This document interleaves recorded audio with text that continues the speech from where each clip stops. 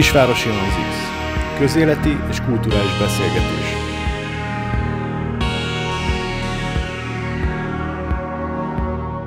Na, mit hoztál mára, Ádám? És mára a Gladiátor 2 filmet fogjuk így megszakérteni. Úristen. Ugye idei 2024-es film, még friss ropogós, nemrég jött a mozikból, úgyhogy... Mozikba, úgyhogy izgalmas lesz. Hát kezdhetjük a cselekménnyel szerintem így röviden. Hát azért nem kell nagyon túlzásba menni, de... Hát így két-három mondatot a cselekményről. Én úgy foglalnám össze, hogy ugye az előző részhez hasonlóan van egy új férfi főszereplő, és őt is elviszik rabszolgának, gladiátornak, és akkor Rómába kerül, hogy ott gladiátor legyen, és akkor van egy fickó, aki őt megveszi, mint gladiátor rabszolga, és akkor ő meg politikai hatalomra akar törni, és ez a két dolog is megjelenik a filmben, tehát a fickónak a gladiátor karrierje, meg ez az ő gazdája, aki politikai hatalomra tör, és az az érdekesség benne, hogy hát nagyon hasonló a főhősnek a sztoria, mint az előző részben a Maximusnak. Milyen meglepő. Nagyon megerőltették magukat a forgatókönyvírók. És 3-an is írták a forgatókönyvet. Hogy hihetetlenül is kurva egyszerű legyen megírni. 3-an, bazd meg. 3-an. Igen. És akkor ugye a rendező az ugyanaz, aki az első résznél, a rendező a Ridley Scott, és hát ugye őt nem kell nagyon sokat bemutatni, mert ugye elég nagy filmeket rendezett, Mentőexpedíció 2005-ben, 2015-ben, Gladiátor 1 2000-ben, és a Blade Runner 82-ben. Hát meg azért elég sok. Meg még más filmek, persze. Alien. Igen. És annyi még ugye, hogy a filmnek a témái igazából a történelmi helyzetből adódóan is ismerősek lehetnek, meg az előző részhez passzolnak, ugye ez, hogy milyen az emberi természet, ami igazából 2000 évvel ezelőtt is ugyanez volt, erények, a család témája, a kegyetlenség, erőszak, meg a hatalom, szóval így. Hát a tucat. Igazából az örök emberi természetről szóló tényezők. Igen, csak az a baj ezzel, hogy ugye ezek a történetek mindig el vannak mesélve. Tehát ez nem is kérdés, tehát ezek alaptörténetek, ezeket mindig elmeséljük a következő generáció számára. Csak azt nem értem, hogy eznek a generációnak minek kell még egyszer elmondani a gladiátor settinget. Minek? Én olvastam egy olyat. Én olvastam egy olyat a valamelyik blogról, hogy... Tehát, bocsánat, csak egy dolog még, csak hogy ezeket a történeteket, ugye, amik mindig feljönnek, ugye a következő generációnak azért meséled el, mert ő nem fogja megnézni a 20-30-50-80 évvel ezelőtti filmet, mert azt mondja, hogy avit, öreg, stb. Az átlagember nem nézi meg a régi filmeket. Ez eddig rendben van. Na de akkor minek csinálunk egy olyan gladiátort, ami vizualitásában úgy néz ki, mint a 2000-es. Történetében ugyanaz, mint a 2000-es. Akkor mi a faszomnak? Hát igen, de egyébként van egy érdekes... Bocsánat, erre nekem van egy megfejtésem, majd a beszélgetésünk végén én ezt majd el fogom mondani, mert én találtam egy nagyon fontos idézetet Ridley Scott-tól, és azt szeretném majd a végén felolvasni. Tehát most ki fogjuk elemezni, hogy erre miért van szükség, vagy egyáltalán szükség van-e, és hogy mi volt itt a motiváció itt a film mögött. Na, szerinted te mit olvastál, vagy mit gondolsz? Hát én azt olvastam, igaz, még csak a díszlet kapcsán, de a filmnek a produkciós tervezője is azzal bízta meg őt a Ridley Scott, hogy ami szerintem sokat elárul, hogy tehát a Ridley Scott azt az utasítást adta a produkciós tervezőnek, hogy legyen minden grandiózusabb, nagyobb, mint az előző részben, tehát egyfajta Gladiátor 1 csak szteroidokon. És akkor ez eléggé áthatja szerintem a filmet.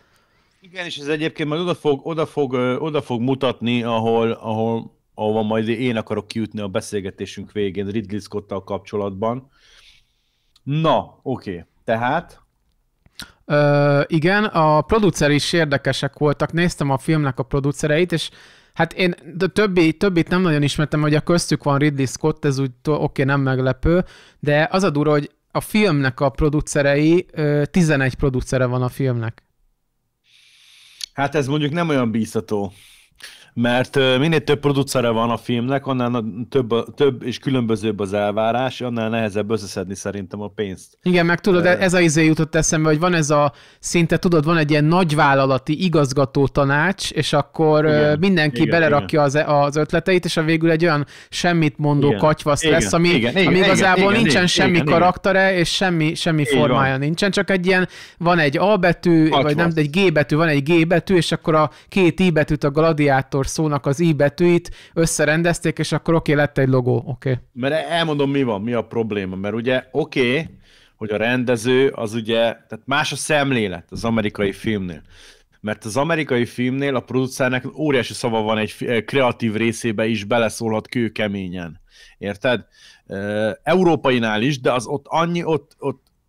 ott azért másabb a szemlélet, másabb a megközelítés. Mivel jobban piaci alapon gondolkodnak Amerikában, ezért a producerek sokkal nagyobb teret kaphatnak abból a szempontból, hogyha ő neki mondjuk egy rendező például nem tetszik, mert úgy érzi, hogy azt a fajta sikert, amit ugye a film megkíván, meg azt a költségeket nem tudja hozni, akkor lecserélheti menet közben is a rendezőt. Tehát, hogy itt azért teljesen mások a szerepek. És hogyha mondjuk van 10, 11, 12 producer, azért az nem túl Hát meg ez a baj, hogy lehet, hogy igen, hogy mindegyiknek meg akar felelni a Scott. Mert ott pontosabban nem csak az, hogy megfelelni, hanem gondolj bele abba, hogy ő is beleszólhat esetleg a kreatív dolgokba, hiszen pénzt adott bele. Tehát érted, nem arról van szó, hogy mondjuk én, vagy mi csinálunk ilyen kis független támogatásokból, 10-20 ezer forintokból csinálunk egy filmet, az teljesen más. De akkor ez van, nem, hogy a bábák között elvész a gyerek. Igen, de hogy azt akarom mondani, hogy ha még kicsibe dolgozol, kicsi a támogatás, ott nyilván azok egy jelképes összegek a támogatás, na de ha én mondjuk kapnék egy 100 millió forintos támogatást, ott már megjelenne valami fajta elvárás, nyilván, na de ott egy ember felé kell tegyem, érted, hogy mondom? Igen. De ha 11 van, érted, az megint más. Tehát nagyon nehéz úgy filmezni, hogy a rendezőnek relatíve szabad keze legyen, és nagyjából azt tudja, hogy csinálni, amit akar, és még pénz is legyen a filmre. Ez egy nagyon hosszú küzdelem, maradjunk ennyibe. És nyilván, hogyha már valakinek megvannak a forrásai, megvan a izéje, akkor utána már gyorsabban mennek a filmek, mert majabban a filmet, hogyha van pénz, van háttér, akkor egy egész estés filmet 1-2 év alatt egy profit össze lehet rakni, úgyhogy fel is veszitek, összevágjátok, nem tudom, stb. Jó, de akkor utána folyamatos anyagi háttér kell. Tehát aznak a megteremtése a legelején a legnehezebb, és ha az megvan. Na mindegy, de visszatérve a Gladiátorra, 11 producer nem biztató egy amerikai filmes környezetben, mert az a 11 producer, az kőkeményen bele fog tudni szólni, bár azért mondjuk itt egy olyan húzónév viszi a produkciót, mint a Ridley Scott, bár ez is lehet azt mondani, hogy Ridley Scott nevével mindent el lehet adni, de ez nem igaz, mert az elmúlt 10 évben az ő produktumai, azok sorra bukások, maradjunk ennyibe. Tehát én nem mondanám azt, hogy egy... Hát de lehet, hogy figyelj, ez az is lehet, hogy tudod, igazából csak hozza a statisztikát, tehát nem hiszem, hogy lenne olyan rendező, aki, mert Ridley Scott 50 éve van a pályán nagyjából, ki 50 év alatt csak kassza sikereket csinál minden egyes alkalommal. Tehát néha vagy sokszor be is fognak jönni gyengébb filmek is azért. Az a baj, hogy Ridley Scott most már lassan 90 éves. Tehát most már 90 évesen szerintem az embernek nem a filmrendezéssel kéne foglalkoznia, mert azért már fizikailag sem lehet bírni, mert azért ott terepen menni, éjszakázni, napi 12 órázni, nem tudom, stb. Tehát az kurva nagy stressz van, forgatási napokon, és a többi. Tehát én azt gondolom, hogy 90 éves embernek, hát szerintem nem ez a dolga. És szerintem a Ridley Scott már letett annyit az asztalra, hogy bőven nyugdíjba mehetne. Csak ugye az a baj, hogy majd ez a beszélgetésünk végén megint ki fog majd odafutni, hogy amiről akarok jutni, hogy nem tudja letenni a lantot. Igen, de egyébként ezt utána néztem, ezt azt nyilatkozta több blogon is, az amerikai blogokba, hogy annyira függ a filmrendezéstől lelkileg, hogy az a fő motiváció, hogy filmeket csináljon, és mondta, hogy nem tudja elengedni. Ő ezt nyilatkozta, hogyha lehet ennek hinni, amiket nyilatkozott, ő ezt nyilatkozta, hogy annyira szenvedélyesen szeret filmet készíteni, hogy élete végéig szeretné csinálni. Mondta, hogy kit említett, tudod, a híres rendezőt, akit néztünk, mindjárt mondom, ki volt az? Clint Eastwood, hogy Clint Eastwood is 94 éves, és még mindig forgat. Na jó, de Clint Eastwood azt tud rendezni. Tehát, hogy mondjam, azért sokkal profiban nyúl, sokkal finomabb érzékkel nyúl az emberi kapcsolatokhoz. A rendezőnek ezt nagyon kell tudni. Az a baj, hogy itt ebben a Gladiator 2-ben ez klisé hátán a film. Tehát itt olyan klisék vannak, itt az a baj, hogy mondjam, tehát filmet rendezni nem egy egyszerű, se anyagilag, se emberileg, se fizikailag, se szakmailag, semmilyen szinten nem egyszerű. De amikor már valakinek kialakul egy stílusa, az viszi folyamatosan tovább filmről filmre. És amikor már csinált egy tonna filmet, és azt látom, vagy legalábbis én, mint külső szemlélő, szakmailag azt látom, hogy rengeteg önismétlés van abban, amit csinál, akkor igazából én értem, hogy szenvedélyesen szeret filmet rendezni, de mindenki számára sokkal-sokkal jobb lenne, ha ezt nem erőltetné. Tehát itt ezzel ez a baj, mert olyan kliséket látok, itt nincsenek megfejtések. Érted? Tehát ebben a filmben hozzuk a kötelező tucat sablonokat, és ennyi. Tehát hozzuk azt az 50 év ilyen nyers rutinját, ami már felett eljárt az idő. Hát igen, de akkor kérdés, hogy akkor ilyenkor mit csináljon egy filmrendező, hogy akkor mondjuk csináljon, de mondok valamit, hogyha mégis szeretné folytatni, akkor rendezzen olyan filmet, amit nem adnak ki a mozikba? Nem, egyszerűen, figyelj, én hogy mondjam, nagyon sok rendező van, aki ugyanazt a témakört járja körül, tehát nem csak a stílus jegyei jelennek meg a filmeiben, hanem mindig minden filmében nagyjából ugyanazt a témakört járja körül, csak pepitában, és dolgozza fel különböző kisebb vagy nagyobb mértékben. Most Ridley Scott ez nem ilyen egyszerű, mert ő nagyon eklektikus rendező, ami inkább úgy mondanám, hogy ilyen lakossági rendező. Legalábbis nálam most már Ridley Scott azzá vált, mert az, hogy régebben voltak jó filmek, a kultfilmek kiavanzsálták magukat, de hogy is mondjam, tehát régebben azt éreztem a filmei között, tehát még egy Alien, vagy egy Fekete Eső, vagy egy Blade Runner között vannak markáns különbségek, érted? Hát érzem, hogy dolgoztak a filmen, van benne markáns különbség. Van az, hogy tehát nem csak a kötelező panelek vannak puffogtatva, hanem végig van gondolva a film, és van karaktere a filmnek. Ez ma már nem mondható el róla, érted? Nem érzem, hogy hogy míg megnézel egy Tarantino filmet, akkor azt érzed, hogy na, bazdmeg, ez Tarantino, érted? Ezt egyszerűen süt róla. Süt, ahogy a karakterek vannak irányítva, ahogy a karakterek megszólalnak, a dialógusokban, a játékban, a kameramozgásban, mindenben, ott süt, hogy Tarantino. De itt, hallod, itt ugyanazokat a paneleket pufogtatja 20 éve Ridley Scott. Tehát a 50 éves szakmai pályafutásából, vagy mit tudom mennyiből, 20 év az csak egy önismétles pufogtatás.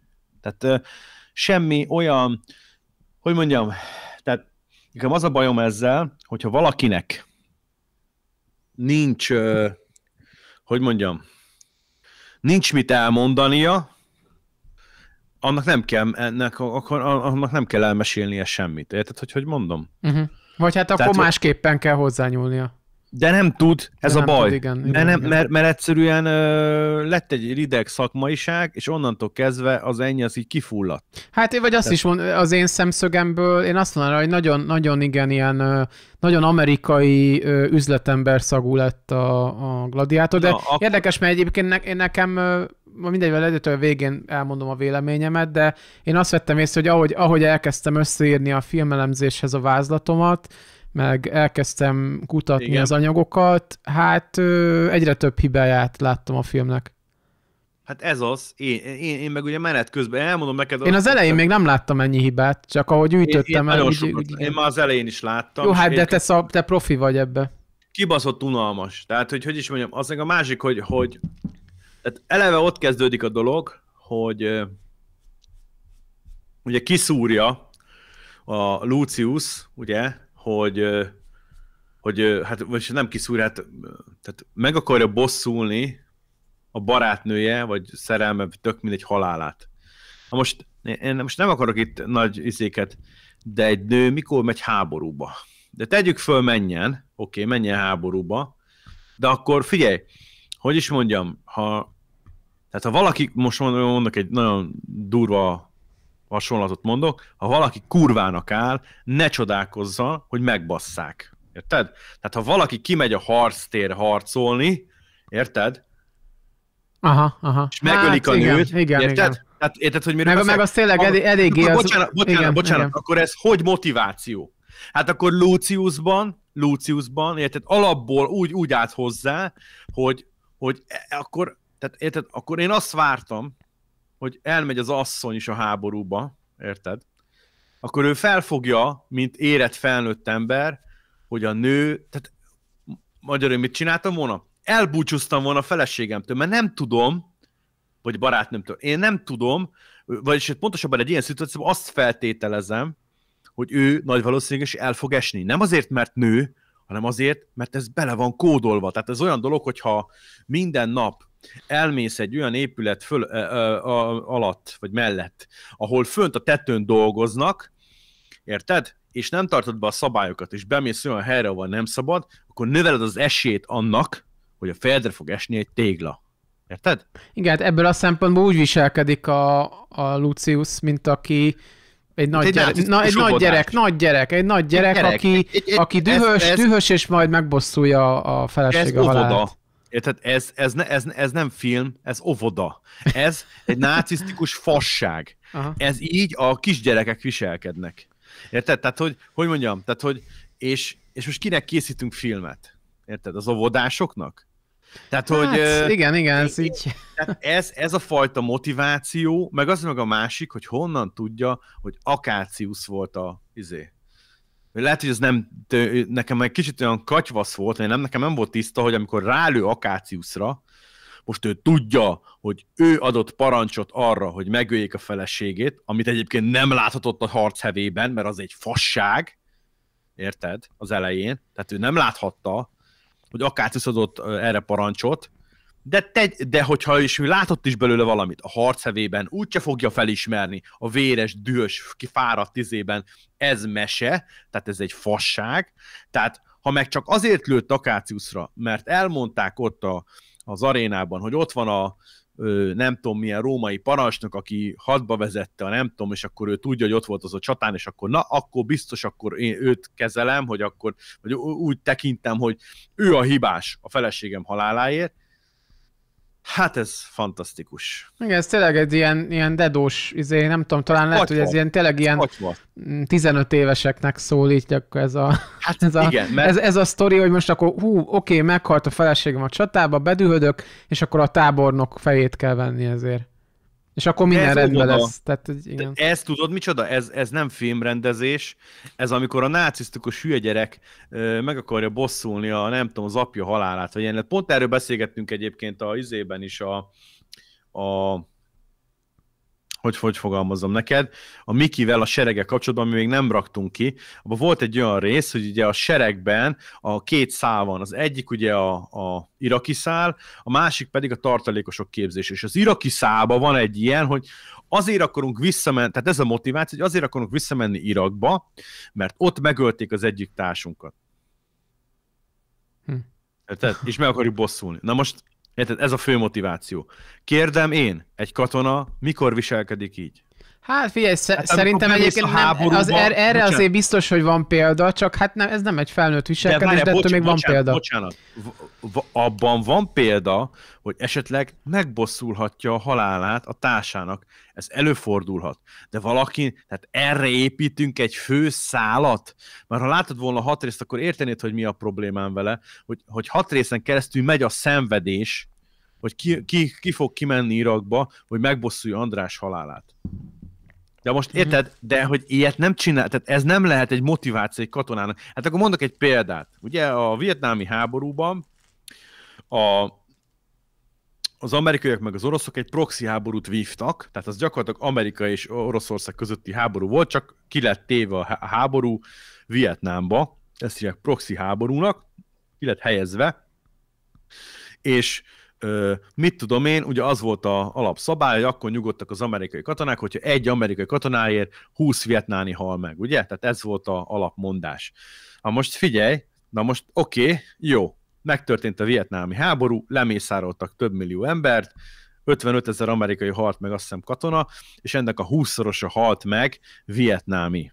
Jó? Tehát ez körülbelül ez az arány. Figyelj, akkor az a normális dolog, hogy 30-50-80 év, vagy mit tudom, 30-50 évre rá, amikor mennek az amerikai turisták Vietnámba, lemészárolják az amerikai turistákat? Mert körülbelül erről beszélünk. Érted, hogy mondom? Hogy majd jön a Gézának, akinek a nagyapja harcolt a vietnámi háborúba, én kinyomozom, hogy a Gézának az unokája majd jön hozzám nyaralni Vietnámba, akkor majd mit csinálok? Majd megölöm? Vagy mi lesz? Érted, hogy miről beszélek? Igen, de ez egyszerűen benne van az emberekben. Tehát én hiába ezt láttam, nem pont ebben a formában, de nyilván én láttam máshogy ezt így az életben. Tehát, hogy az emberek ezt nem tudják, ezt nem tudják racionálisan gondolkodni. Értem, csak bocsánat, tehát a szint és szint között is van különbség. Tehát lehet így filmezni, csak akkor ez gyerekeknek készül. Hát igen, lényegében az. Igen, olyan, mint egy ilyen nagy mese. Hát igen. Egy nagy gyerekmese. De még annál is rosszabb, mert a gyerekmesében én tisztában vagyok vele, hogy mese.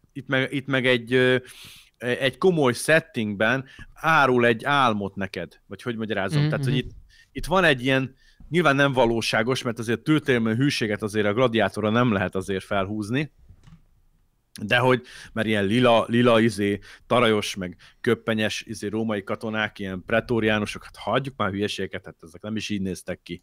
Hát vicc, érted?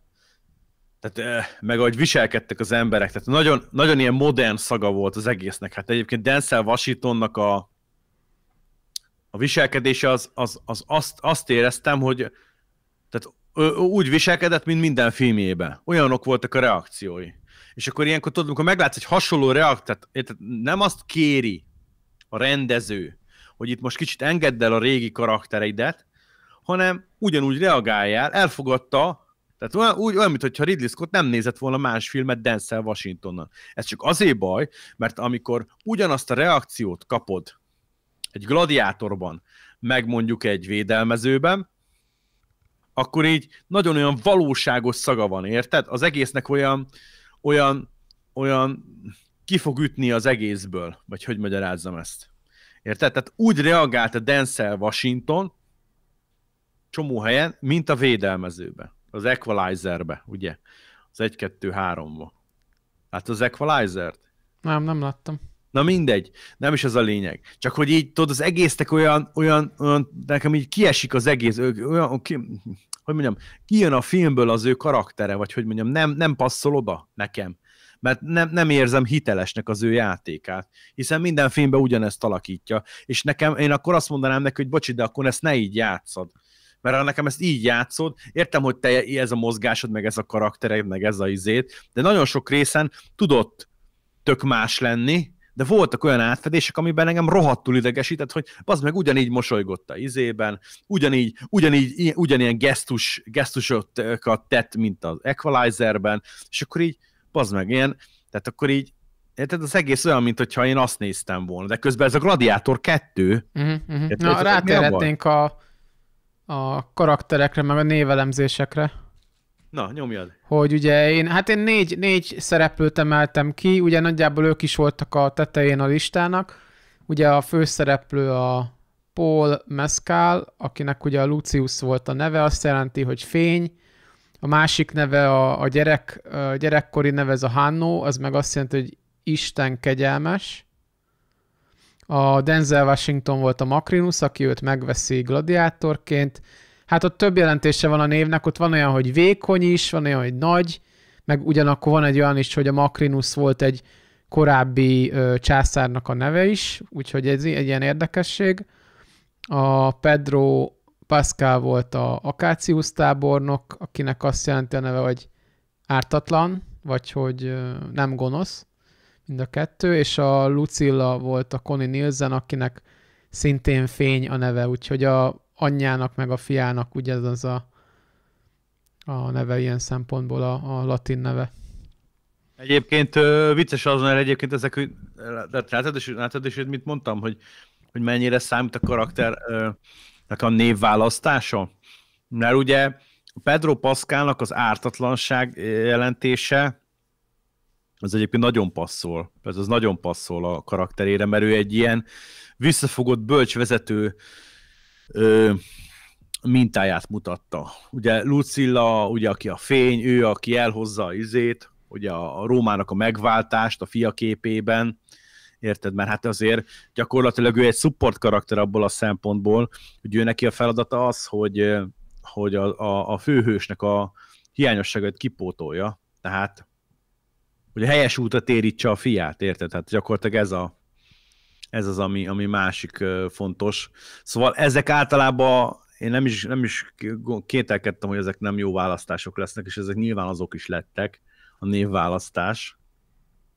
Csak, hogy mondjam neked, látva az egész filmet, amellett, hogy szegény Paul Mescalnak, ugye gondolom a Pedro vagy na, hülyeséget meg, a Paul Mescalnak a gyenge játékát, mert én megmondom őszintén azért, hát látva Gladiátor 1-et, hát azért nem egy Russell Crowe. Tehát míg Russell Crowe azért nagyon uralta a izét, nagyon uralta a képet 2000-ben, hát azért ez nagyon egy ilyen közepesnél is gyengébb valami volt. Tehát tehát nem éreztem azt, hogy nem éreztem azt az epikus látványt, érted? Hogy ő beszél. Hát ugye amikor beszélt például a gladiátorokhoz, hogy ugye mentsék meg az anyját, ugye, de hát nem ezt mondta, hanem ugye nyilván most olyan mondatot, hogy olyan szavak lettek, vagy mondatok lettek a szájába adva, ami hát erősen közepes alja, plusz egy gladiátoroknak mi a faszom köze van Rómához? Mert ugye a római szabadságról beszélt, meg hogy felszabadítjuk Rómát. Na, de hát egy gladiátor magát akarja felszabadítani, bazd meg nem Rómát. Tehát, hogy ez nem is értettem, hogy itt hát olyan beszéd volt, amitől így, hát én nem mozdultam volna meg, ez az egyik. A másik, a végén, amikor ugye ott vannak a Boltív alatt, a hídnál, vagy a Boltíves kapu mellett, sőt a két sereg egymással szemben áll, emlékszel? Igen. Hát, ne haragudj már, ott van az egyik oldalon 6-7 ezer ember, a másik oldalon meg 5 ezer ember, hát abból ki hallja az ő beszédüket. De úgy beszéltek, mint hogyha a sor végén álló 7000. ember is hallaná, amit mondanak. Igen. Hát nyilván leegyszerűsítették ezt a film végére, hogy... Hát de hát könyörgöm. Igen. Meg az, hogy érted, ott áll szembe két sereg egymással. Semmilyen reakció. Ráadásul tök hamar jött a katonák reakciója, tehát ez nem volt egy hatásszünet, nem volt egy hosszú fasza monológ, amiben azt érzem, hogy tehát nem volt egy kellően hosszú monológ a végén, tehát egy közhelyes fasságot pofáztak. Tehát hallod, minden szempont, meg ugye, hogy is mondjam, voltak ilyen jó kis utalások egyébként, mint amikor le akarta szúrni Denzel Washington a vízbe a karddal, és apjának a páncélja, ugye, hogy is mondjam, lepattant az apja páncéljáról a penge, az Maximus páncéla volt, nem? Igen. Na, és hogy lepattant a penge, és akkor tudod, ez a apja szelleme, megvédi őt, tudod, ezek lehetnek ilyen jó utalások, meg szóval voltak egy-két ilyen okosság benne. De például azt sem éreztem, hogy Denzel Washington az elején nem éreztem benne azt, hogy ő politikai pályára törne. De nem jelent meg. Mert ő egy jó gladiátort akart. Ez elején, ugye? Mert az egy művészet, a jó gladiátor kiválasztás. Igen, de azért látszott a stílusából, meg a modorából, hogy ő azért ott tud mahinálni. És? Hát, de az jó. Egy dolog, hogy ez látszott a stílusából, na de könyörgöm, de bocsánat, ez nem látszott, csak azért, hogy nem ez látszott, hogy határozott és raffinált, megfontolt karakter. De tehát annak kell látszódnia, hogy ő tesz lépéseket a hatalmi pozícióra. Az utolsó 20 percben lett egy ilyen 180 fokos fordulat, aminek előtte nem volt megalapozva. Erre akarom mondani, hogy lehet, hogy a karaktere az képessé tette erre a dologra, csak neki nem lett megalapozva, hogy én azt érezzem, hogy ez neki motiváció a hatalmi, tehát hogy a uralkodói pozícióra való törés, vagy törekvés, bocsánat. Érted? Engem ez nem zavar, de valóban logikailag adhattak volna neki pár percet még, hogy ezt bemutassák. Hát engem azért zavart, mert ez egy olyan pálfordulat volt, amit nem vártam tőle. Tehát én azt éreztem az elején, hogy ő támogatja egy kicsit a Luciust. Tehát, hogy ott valami atyáskodott egy kicsit fölött. Tehát én azt éreztem, hogy az lesz ebből, az lesz kihozva, hogy ő majd atyáskodik Lucius felett, hát hiszen az apja az ugye meghalt, az anyja elküldte, érted? És nem volt családja gyakorlatilag, és ő, a Macrinus meg ad egy apa mintát. Igen, de a film felénél kb. Már nyilvánvalóvá vált, hogy a film fele közepénél, hogy neki azért vannak ilyen hatalmi tervei, és hogy mondta is, hogy ő ehhez eszközként akarja őt használni, a Luciust, és akkor mondta már kb. A film közepénél, hogy hát ő nem lesz senkinek az eszköze, a Macrinus eszköze se akar lenni. Ezt nyíltan megmondta. Tehát innentől kezdve, tehát mondom, ezzel egyetértek veled, hogy nem volt megalapozva, de nekem például nem volt hiányérzetem. Tehát, hogy így, ahogy az a kevés dologból valahogy nekem úgy nem zavar. Nekem az a baj, nekem volt, pont emiatt volt, mert nem éreztem azt, hogy én azt éreztem az elején, tehát na, hogy mondjam, tehát a film az egy ilyen, mindegy, hogy az lineáris narratívát követ, vagy nem lineáris narratívát követ, most nem ez, hanem bármelyik, de ahogy fel van építve a történet, akkor az alatt felépül valami egy adott karakterről, érted, hogy mondom? Tehát eljutunk valameddig. És amikor ugye ezt mondta körülbelül a felén, amiről te beszélsz, hogy majd eszközöm leszel a izében, addig nem ez volt megalapozva. És ez azért zavaró, mert kialakítanak egy ilyen atyáskodó, hogy is mondjam, egy ilyen nagyon intelligens faszi mintáját, aki felkarolja ezt a gladiátort, ami nyilvánvalóan az ő érdeke is, de amúgy valójában ő is gladiátor volt, hiszen ott volt az apjának vagy kinek a gladiátor billog a Macrinuson, tehát valahol ő is gladiátor volt annó. Tehát én azt gondoltam, hogy majd ő atyáskodni fog, és akkor majd ő pénzt is keres vele, meg egy kicsit embert farag a Luciusból, érted? Mert ez lett neki megalapozva, ezt kezdtem el látni, nem delegondolni, hanem ezt mutatta a film. Csak utána nem ez lett kihozva, és nekem ezzel van a bajom, hogy addig nem ez lett felépítve. Érted, hogy akarom mondani? Hát igen, de egyébként arra utalta a Macrinus a film eleje körül, hogy amikor már ő ugye az első csatáját látja a korai, ugye van egy ilyen kisebb küzdőtér, ahol megveszi a Macrinus a Luciust, mert látja, hogy jól küzd, és már akkor nagyjából mondta neki, ezt mondta neki, hogy vagy egy szabad embert csinál belőle, vagy megadja azt, ami neki kell, és akkor kérdi tőle, hogy mit szeretne, és akkor mondja, hogy hát a tábornokot szeretné halottan látni. Tehát már volt a legelején ilyen, tehát hogy az már szerintem... Na jó, Tehát ez ilyen felemás dolog talán, igen, emiatt. Jó, oké, jó. Mert de mondom, egyébként én éltem a te nézőpontodat is, mert sokkal többet lehetett volna mutatni, hogy a Macrinus az miért ilyen, vagy esetleg egy-két percben egy flashbackjét a Macrinusnak, vagy valami, tehát hogy az biztos, olyat, amiből én azt érzem, hogy neki, mit tudom én, ő egy flashbackben, hogy mit tudom, bosszút akar állni ezért és azért, mert őt gladiátorrá tették, és enyém lesz Róma, és megszerzem Rómát, érted? Most csak mondtam valamit. De így nekem ez egy nagyon ilyen mindegy, ezt nem éreztem kidolgozottnak. Ennyi.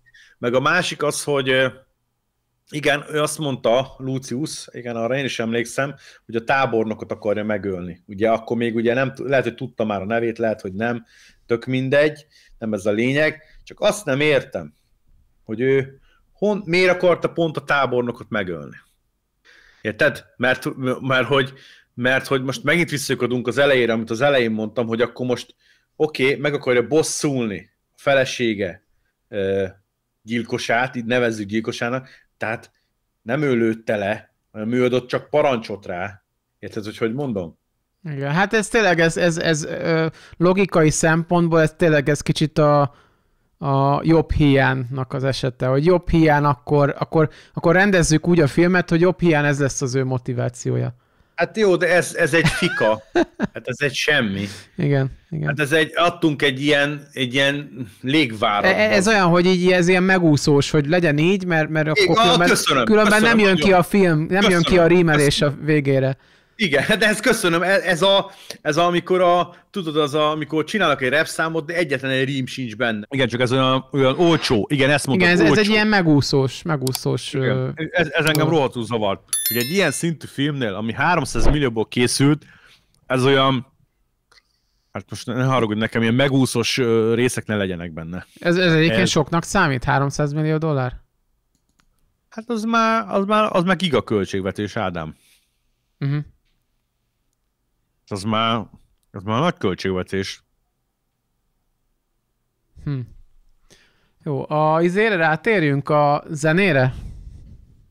Hát nekem mindegy, mire térsz rá, mondjon. Jó, szóval, hogy utána néztem egy kicsit a zeneszerzője a filmnek, ez a Harry Gregson Williams, és néztem, hogy 92 óta csinált tévésorozatoknak zenét, azzal kezdett, aztán csinált a Shrek 1-2-nek filmzenét, Narnia krónikái, meg egyébként egy csomó játékzenét is csinált, Call of Duty 2014-ben, meg ilyenek.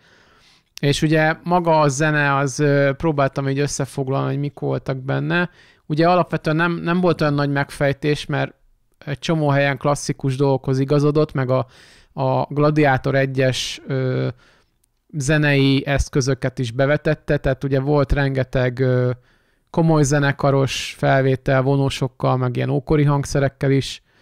Volt egy csomó helyen olyan vokál, meg férfinői vokál, meg ilyen vokál foszlányok, ahol a vokál az csupán hangszer, és nem énekel rendes,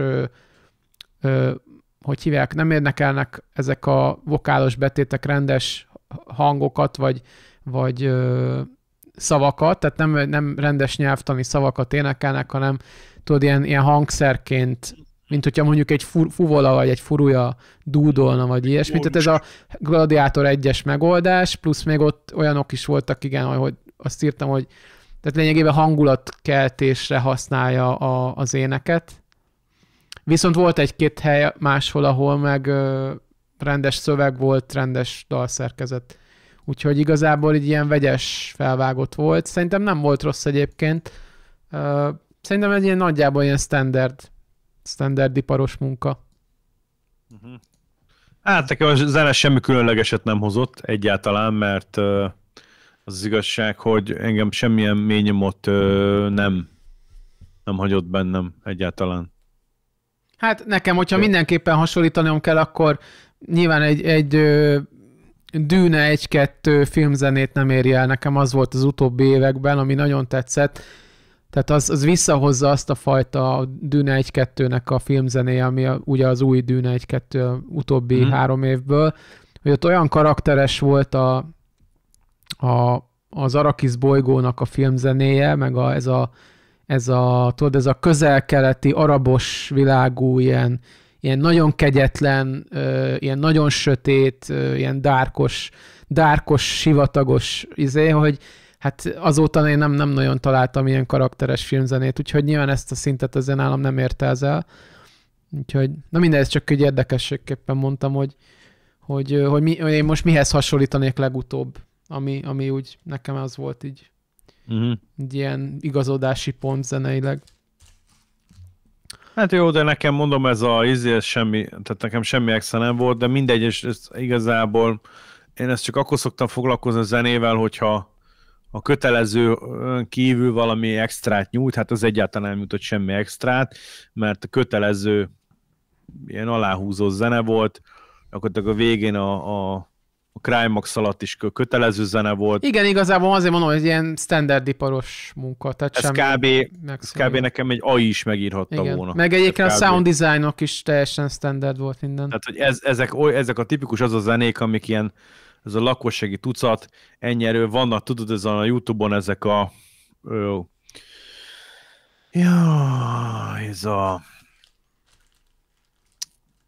hogy hívják ezt? Royalty free music. Royalty free. Igen, hát ez kb. Nekem ez. Hogy ennyi erővel így bekopizhatták volna az royalty. Igen, meg lehet, hogy az is lehet, hogy kicsit ilyen nagyon megsürgették a zeneszerzőt. Ugye egy amerikai film, az mindig kapkodnak. Mindig, állandóan. Tehát, hogy tegnapra kell a zene, és akkor csinál tegnapra a zenét, igen. Igen, mert hogy tudod, az a szörnyű, hogy egy csomó, tehát az a szemlélet, hogy minél olcsóbb legyen. De és emiatt kapkodnak mindenben. Tehát nincs az, hogy akkor nyugodtan van időd megcsinálni mindent, kicsit ülni rajta, emészteni, nem tudom. Nyomni kell, határidő van, nem tudom, mit tudom, stb. Aminek nyilván van előnye is, meg hátránya is, de szerintem inkább több hátránya van legtöbbször, mert az a szemlélet, hogy olcsóbb legyen ezáltal a film, az oké, de nagyon sok mindenben nem spórolnak. Mert van egy csomó olyan felesleges luxusköltség, amiből meg nem adnak le. Tehát, hogy ez a kicsit ilyen cinikus, ez kicsit olyan, mint a kormány, hogy tehát mondjuk egy példát, mondjuk a kórházakban, meg a izékben mondjuk le van pukkanva, meg nincs normális oktatás, meg nincs tanár, meg meg stb. Érted? Ott spórol, de az ő saját maga luxusára arra nem spórol. Hát meg tudod, volt ez is, térjünk vissza gyorsan a filmhez, hogy volt ez a mondás most az utóbbi egy hónapban volt, tudod, hogy valamelyik politikus mondta, hogy hát nem is tudják a magyarok, hogy milyen jó dolguk van itthon. A nyugathoz képest tudom. milyen jó dolguk van. Ami egyébként nyilván félig meddig igaz, tehát hogyha valaki nagyon progresszív és Amerika legnyugatibb részére megy, hogy a nem tudom miben topzódjon, akkor oké, tehát hogy ahhoz képest szerintem jobb, hogy egy picit konzervatívabb Magyarország, de hát tudod, ez mindenkinek egyedi szerintem, de a legtöbb ember... Meg attól függ, hogy miben nézzük. Igen. Most miben nézzük? Hogy ezt most anyagilag nézzük? Igen, vagy ideológiailag, vagy politikailag, hogyan nézed, igen. Igen. Na mindegy. Na szóval vissza a filmhez. A sound design is nekem nagyon standard volt. Hát érdekes, semmi. Hogyha rátérünk a fényképezésre, figyelj, meg különösen a CGI, hát ez így utólagos filmelemzői szemmel szerintem eléggé megdöbbentő, hogy spóroltak a CGI-on bizonyos részeken. Hát igen. És szerintem nekem nem tudom, hogy mondhatjuk az egyes jeleneteket, vagy nem mondjuk, hogy melyiknél? Hát miért nem mondhatod? Hát ott tehát, a hogy például. Érdekes, én a majmoknál nem vettem észre, de például a izénél nagyon észrevettem mindjárt mondom a... Orszarvunál? Nem is ott, hanem a víznél, amikor a vízbe volt egy olyan plán, ahol a vízbe mentek a cápák, és hát azon annyira játszódott, hogy nagyon gagyi. Mai szemmel ez nagyon kevés volt. Mondok ott. Valamit. Hát a víz jutott eszembe egyébként, hogy az egy dolog, hogy történelmileg az hiteles, ez kicsit olyan, mint a fideszes politika, hogy amikor azt mondják, hogy Soros, meg Gyurcsány, meg Brüsszel, meg ilyenek, hogy hibáztatnak mindig valakit, hogy van részigazság, amit mondanak, de összességében nem. És ugyanez volt a Gladiátorban is, ugye abban van igazság, hogy el lehet árasztani, hogy elárasztották régen az arénát, Na de bazd meg, ilyen 1 méter, meg 1,5 méteres víz volt benne, ami a hajók nem úszkáltak meg a cápák benne. Tehát, hogy érted, Igen, tehát ez igen. egy nettó baromság, tehát érted, nem volt benne csatahajók, meg, tehát, hogy hallod, egy 1,5 méteres vízben, hát bazd meg hogy hívják ezt? A bolygó Hollandina, mondd Aha, már izét, aha. hogy hívják azt a tőkesúly. Hát a tőkesúly nem fér el, bazd meg. Aha. Érted? Tehát, hogy meg amúgy tök mindegy, tehát, hogy ha más technológiát, akkor is a hajónak a süllyedése. Hát igen, ez nagyon a szórakoztatás lesz. Ez már tényleg kicsit ilyen önmaga paródiája. Persze, tehát, hogy ez amikor megláttam, én azt most nem tudtam, hogy sírjak-e, vagy nevessek. Tehát, hogy ez most akkor egy vígjáték, érted? Meg hallod a pixel háborús cápák, érted? Hát igen, szóval az nagyon gagyi volt. Szerintem a cápák voltak a legbénábbak. Meg ahogy látod, meg tudod, hogy van ez a plán, mutatja itt, távolodik a kamera, felülnézetből mutatja a Kolosseumot, ahogy a vízzel elárasztották, teljesen felülnézet, és akkor mutatja, hogy vannak ilyen kis szigetecskék, és akkor körbe-körbe úszkálnak a cápák. Hát az úgy nézett ki, 2024-ben az olyan, mint hogyha paintbrush-sal lett volna megrajzolva. Hát és tudod, mi a vicces egyébként szerintem lehet, hogy utólag került bele a filmbe, tudod, hogy ilyen hogy akkor gyorsan basszuk rá, mert itt milyen jó néz ki majd a felső kamerálásból. Nem tudom, hogy csinálják, de ez nagyon-nagyon gagyi volt. Az nagyon gagyi volt, szerintem. De várjál. Hát a majmok hozzá képest Oscar-díjas CGI a majmok szerintem ahhoz sőt, képest. A játéka is, majmoknak a játéka.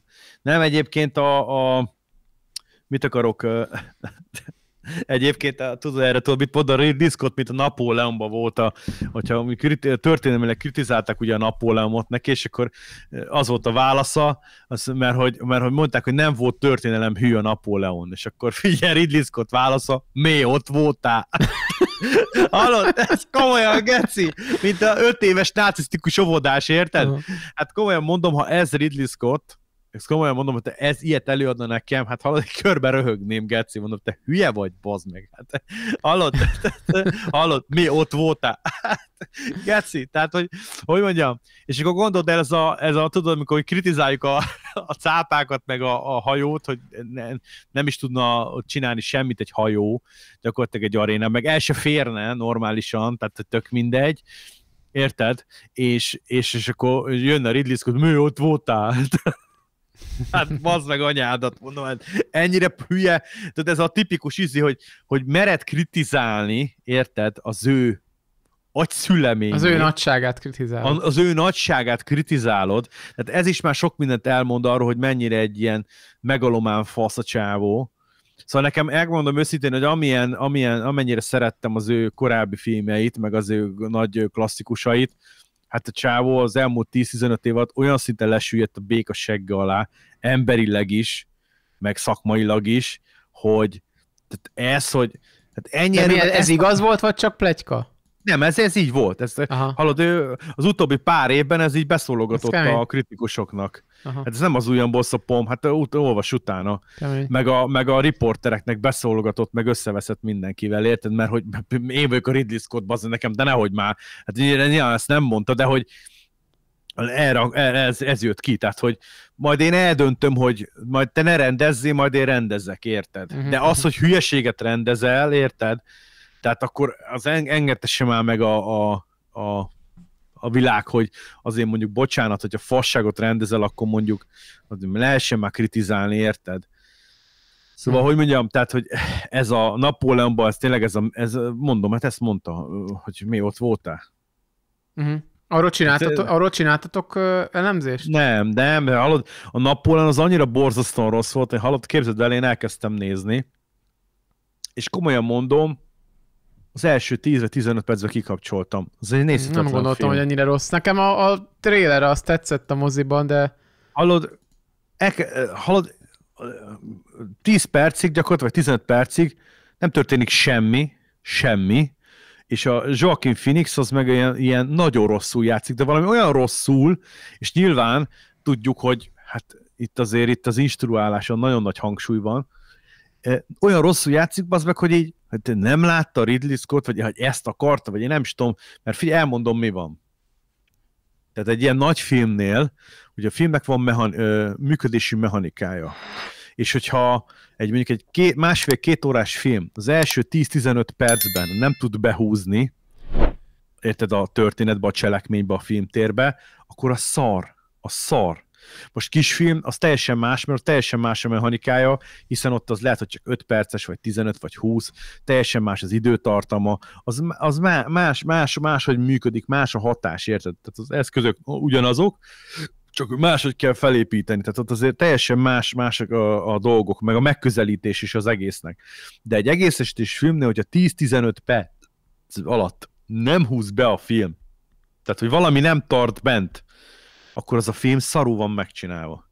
Tehát lehet itt szépíteni, meg izélni, de a szarul van megcsinálva. Tehát, és ez tök mindegy, hogy kirendezte Ádám, itt nem arról van szó. Egyszerűen a Napóleont én azért nem is akartam róla beszélni se, meg én is se, mert én nem bírtam megnézni.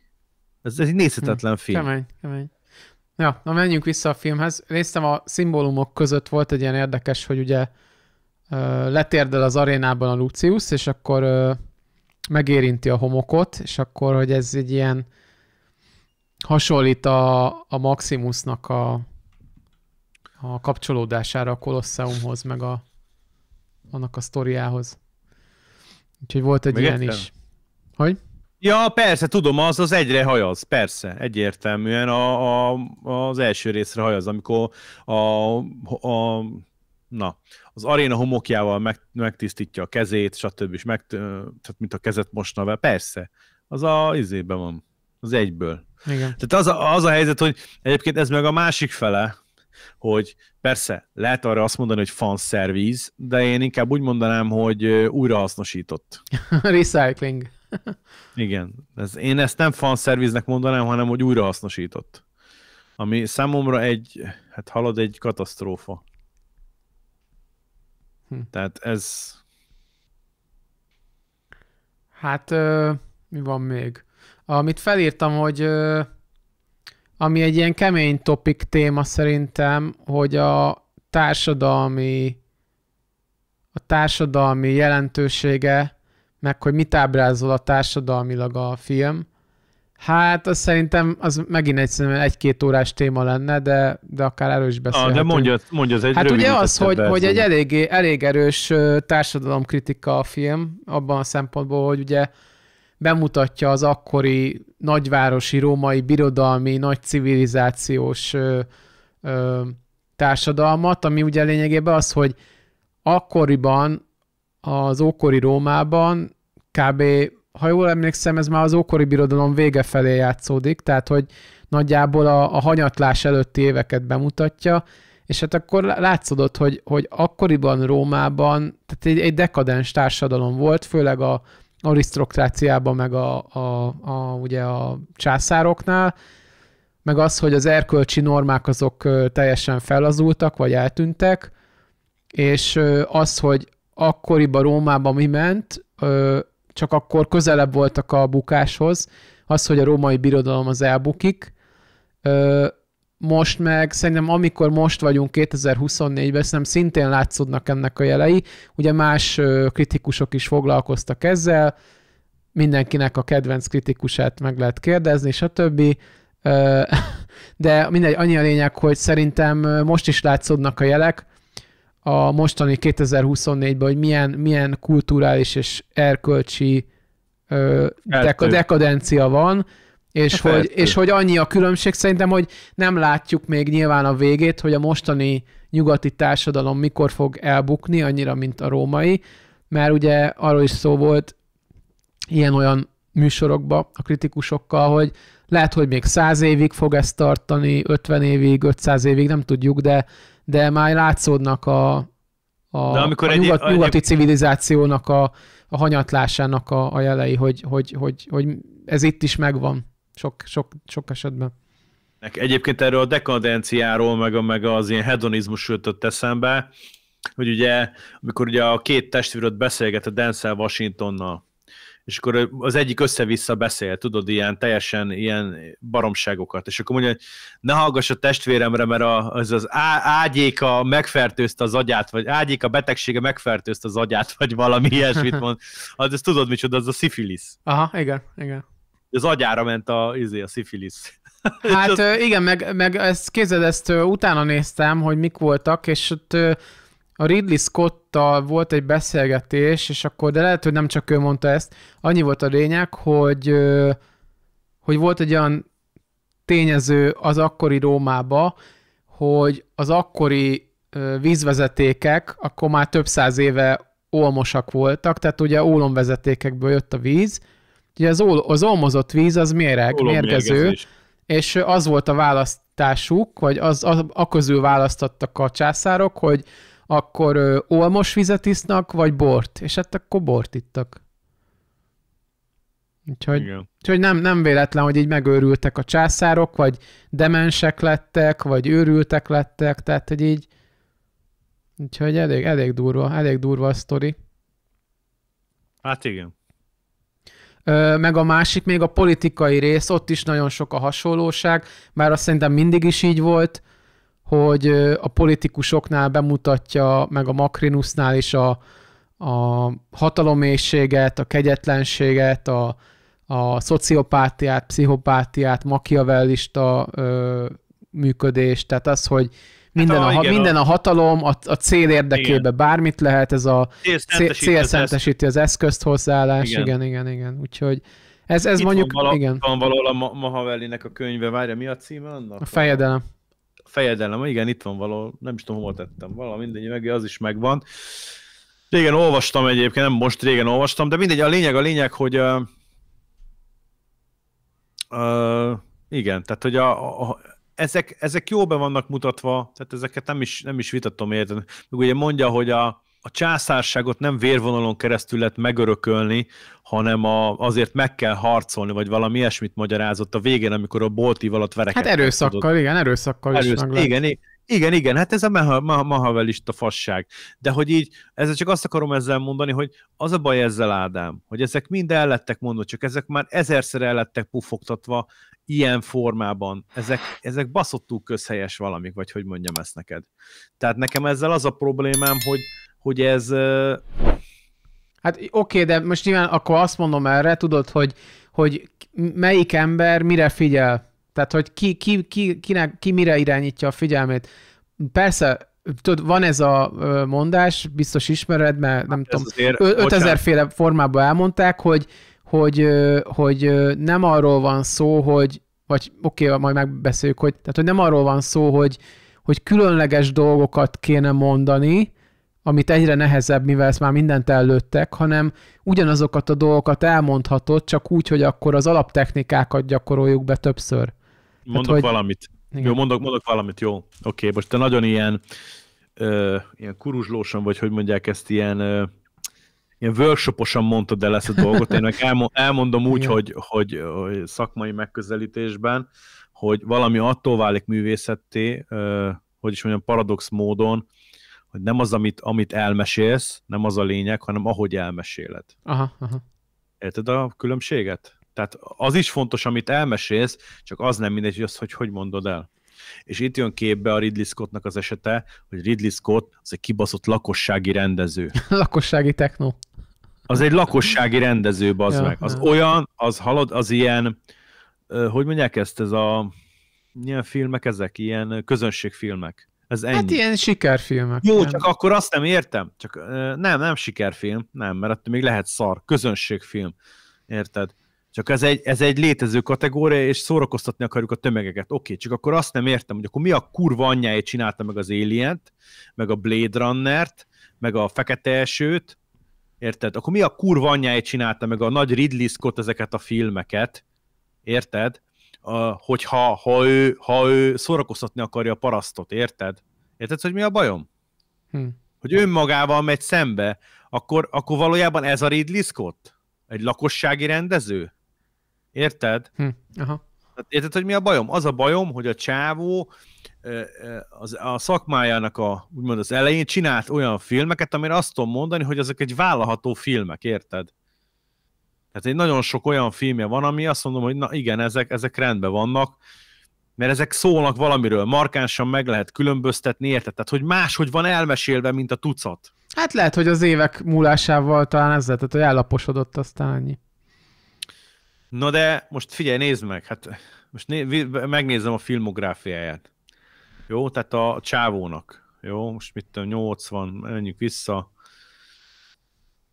Ilyen szar tévéfilmek, Párbaj, a 8. utas a halál, na, az mondjuk egy különleges darab, a Szárnyas fejvadász. Oké, egyébként én a 8. utas a haláltól sem vagyok elesve, annak egyetlen egy érdeme van, hogy a 80-as évek, vagy a 70-es évek végén vizualitásában megreformálta a horrorfilmet. Tehát ott semmi olyan történet nincs, hogy én most itt eldobom az agyamat, bazd meg. Nyilván abban a korban ez nyilván menő volt, de ott igazából a látvány vitt el az egész filmet, érted? Tehát az egész, a díszletesek munkája az egész. Tehát, hogy a gagyi ilyen 5 forintos Frankenstein, meg a nem tudom milyen buta horror, régi 50-es, 60-as évekbeli horror díszleteket egyszerűen olyan szintre emelte, amitől elhitted, hogy ott van az Alien, érted? Tehát de ez oké, nyilván a rendezőnek is van eszköze, mert dolgoztak rajta, de ennek a látvány volt igazán a forradalmasító eleme, nem a történet. Tehát ez a Szárnyas fejvadász, na abban van már forradalom, mert ott ez egy nagyon jó megcsinált sztori, ott az emberi lét kérdéséről foglalkozik, vagy azzal foglalkozik, hogy mitől ember az ember, honnantól számítható embernek az ember. És az már hogyha a rendezői változatot nézed meg. Hát, de az is lehet, hogy Ridley Scott nem egy ilyen tudatos rendező, mint amennyire mi belelátunk, vagy nem belelátjuk. Na hát ezt akarom, köszönöm hát, hogy szépen. Teszi a dolgát, és ő csak teszi a dolgát, nem? Na ez oké, de ez ebből már kijött, hogy ide akartam kigodni, csak megelőztél, hogy valójában itt erről van szó, Ádám, hogy rendez, amit rendez, aztán így neki nincsen markáns elképzelése a világról. Én szerintem ezek szerint nincs, mert ha lenne, akkor nem ilyen szarfilmeket rendezne. Mert, érted, az értékelhető filmje a 8. utas a halál, ugye az Alien, a Szárnyas fejvadász, a Fekete sülyes sem rossz egyébként, de az is egy elég közepes film. Volt rossz, nem? A Hannibalt nem ő rendezte? De ő rendezte. Azt hiszem azért ez nem volt rossz. Vagy jó, lehet, hogy én érzelmileg egy kicsit elfogult vagyok a Hannibal irányába. Thelma és Louise, az mondjuk nem rossz film, a Thelma és Louise, azt is ő rendezte egyébként. És szerintem az egy nem rossz film. Várjál. Paradicsom meghódítás, azt ő rendezte volna. Na ne basszál már meg. Igen, Hannibal 2001. Ja, Hannibal 2001. Vagy lehet, hogy csak producer? Nem, azt ő rendezte a Paradicsom meghódítását. Jó, de mindegy, az egy semmi. Az csak igen, ő is rendezte a Hannibalt is, igen. A G.I. Jane egyébként nekem tetszett. Rögni fogsz, az nekem tetszett. A Gladiátorra tudod, mi az igazi nagy bajom? Nekem megmondom őszintén, a Gladiátor egy sem tetszett úgy Isten igazából. Azért nem tetszett, több oka van. Egyik az, hogy én, ugye, ha ismered a filmnek az elkészítésének a körülményeit, ugye menet közben írták a forgatókönyvet, mert ugye kidobták a forgatókönyvet, és már kint voltak a helyszínen, már úgy csinálták, hogy azt hiszem Russell Crowe mondta, hogy olyannyira szar volt a forgatókönyv, hogy azt mondta, hogy ezt ő nem mondja el. Mert ez egy hülyeség. Egy fasság volt, és úgy csinálták, képzeld el, hogy éjszaka írták a forgatókönyvet, nappal meg eljátszották. Komolyan. Tehát, hogy ilyen hocineszem, mert és ott a helyszínen csinálták nem is tudom, mennyitől dobták ki a forgatókönyvet, mert hogy kurva szar volt a forgatókönyv, de ezt sem értem egyébként, hogy lehet bazd meg úgy kimenni rendezni, hogy szar a forgatókönyv. Na de ő csinálta a Prometheust is, most látom. Igen, de nem ez a lényeg most, Ádám, hanem az a lényeg ebben a dologban, hogy a Gladiátorban úgy mentek kiforgatni, hogy szar volt a forgatókönyv, csak menet közben ezt megtorpedózták, mert azt mondta Russell Crowe, hogy ez annyira szar, hogy ezt ő nem mondja el. Érted? Ez kemény, aha. És utána menet közben írták át a forgatókönyvet, kidobták a picsába, és menet közben, de a nagy Ridley Scott azt nem látta. Vagy nem tűnt fel neki, hogy szar a forgatókönyv? Hogy fostalicska az egész? Érted? Tehát, és ezt menet közben írták át. Na most mindegy, ez most ettől függetlenül. Nekem hogy mondjam, az a nagy bajom a Gladiátorral, én legelőször eredeti nyelven láttam, és kurva szar volt. Azért, aha, mert amikor látod a római katonákat angolul pofázni, hát akkor bassza meg a kurva anyját. Most röviden. Tehát, hogy mondjam neked, ha te egy történelmi filmet csinálsz, érted? Nincs a rendezőben annyi ész, hogy eredeti nyelven, vagy eredeti izével csinálja meg. Én értem, hogy angol a világnyelv, meg a work language, meg a nem tudom micsoda. De amikor csinálsz egy történelmi filmet, és oké, itt nem a történelmi, de akkor megint, érted, hogy mit akarok mondani? Itt a szemlélet. Hogy nincsen történelmi hitelesség szemlélete. Míg mondjuk megnézel egy apokaliptót, érted? Mel Gibson rendezésében, ott eredeti nyelven beszélnek, őslakosi nyelven beszélnek inkák, vagy kik azok a benszülöttek. Igen, de eszem volt itt is ilyen magyarázkodás, hogy hát ő csak szórakoztatni akar. Na ez a baj. Ez a baj, hogy nekem ez a csávó egy lakossági rendező. Tehát ez egy túlértékelt valaki. Érted? Ez egy túlértékelt valaki. Hát figyelj, én azt mondanám így konyha nyelven, hogy ő egy slágergyáros filmrendező, abban az értelemben, hogy tömegeknek csinál slágert, ennyi. Igen, csak nekem ezzel az a bajom, hogy akkor ne emeljük piedesztára a csávót. Hát azért emelik piedesztára, mert egy átlagembernek ez a nívó. Ez a nívó az átlagembernek. De ez egy szar, ez nem nívó, ez egy szar. Érted? Hát, én értem, de most érted, akkora kultusza van az Alien filmeknek is, hogy egyszerűen az, hogy ő megrendezte az Alien 1-et, meg akár a többit, ezzel önmagában már, és akkor erről is beszéltünk, meg van időnk, hogy ide el is kanyarodhatunk akár szám vicc a végébe, hogy egyszerűen a világban az emberek... Azért kanyarodhatunk el egyébként a Ridley Scott irányában, mert én elsősorban Ridley Scott jelenségről akartam beszélni. Tehát azt akartam... Igen. Kapcsán. Szóval azt akartam mondani, és én ezt nagyon sokszor látom, meg hát nyilván te is, mert szembe jön mindenhol, a socialon is, meg mindenhol, hogy az emberek rajongani akarnak dolgokért persze, és emberekért, és egyszerűen annyira elvakulnak, igen. Elvakulnak, és vakon rajonganak emberekért, mondják, hogy úristen, itt mondok egy példát, megjelenik ez egyik, nem tudom, DJ fölrakja a mixét a YouTube-ra, elkezdik hallgatni a DJ szettet, és akkor úristen, a legenda, itt van a legenda, és akkor tehát konkrétan, ha látnák önmagukat az emberek, tehát önmaguk paródiája, tehát úgy beszélnek, hogy önmaguk paródiái. Tehát, hát hogy, tehát, és akkor olyan rajongás, meg olyan elvakult rajongás, ami talán nem tudom, ami talán régen a vallásoknál volt ilyen. Tehát, hogy most már a filmrendezők, a színészek, a zenészek, az énekesek, akkora rajongás megy irántuk, és észre se veszik ezt az emberek, olyan természetesen rajonganak, mint hogyha ez lenne a valláspótlék.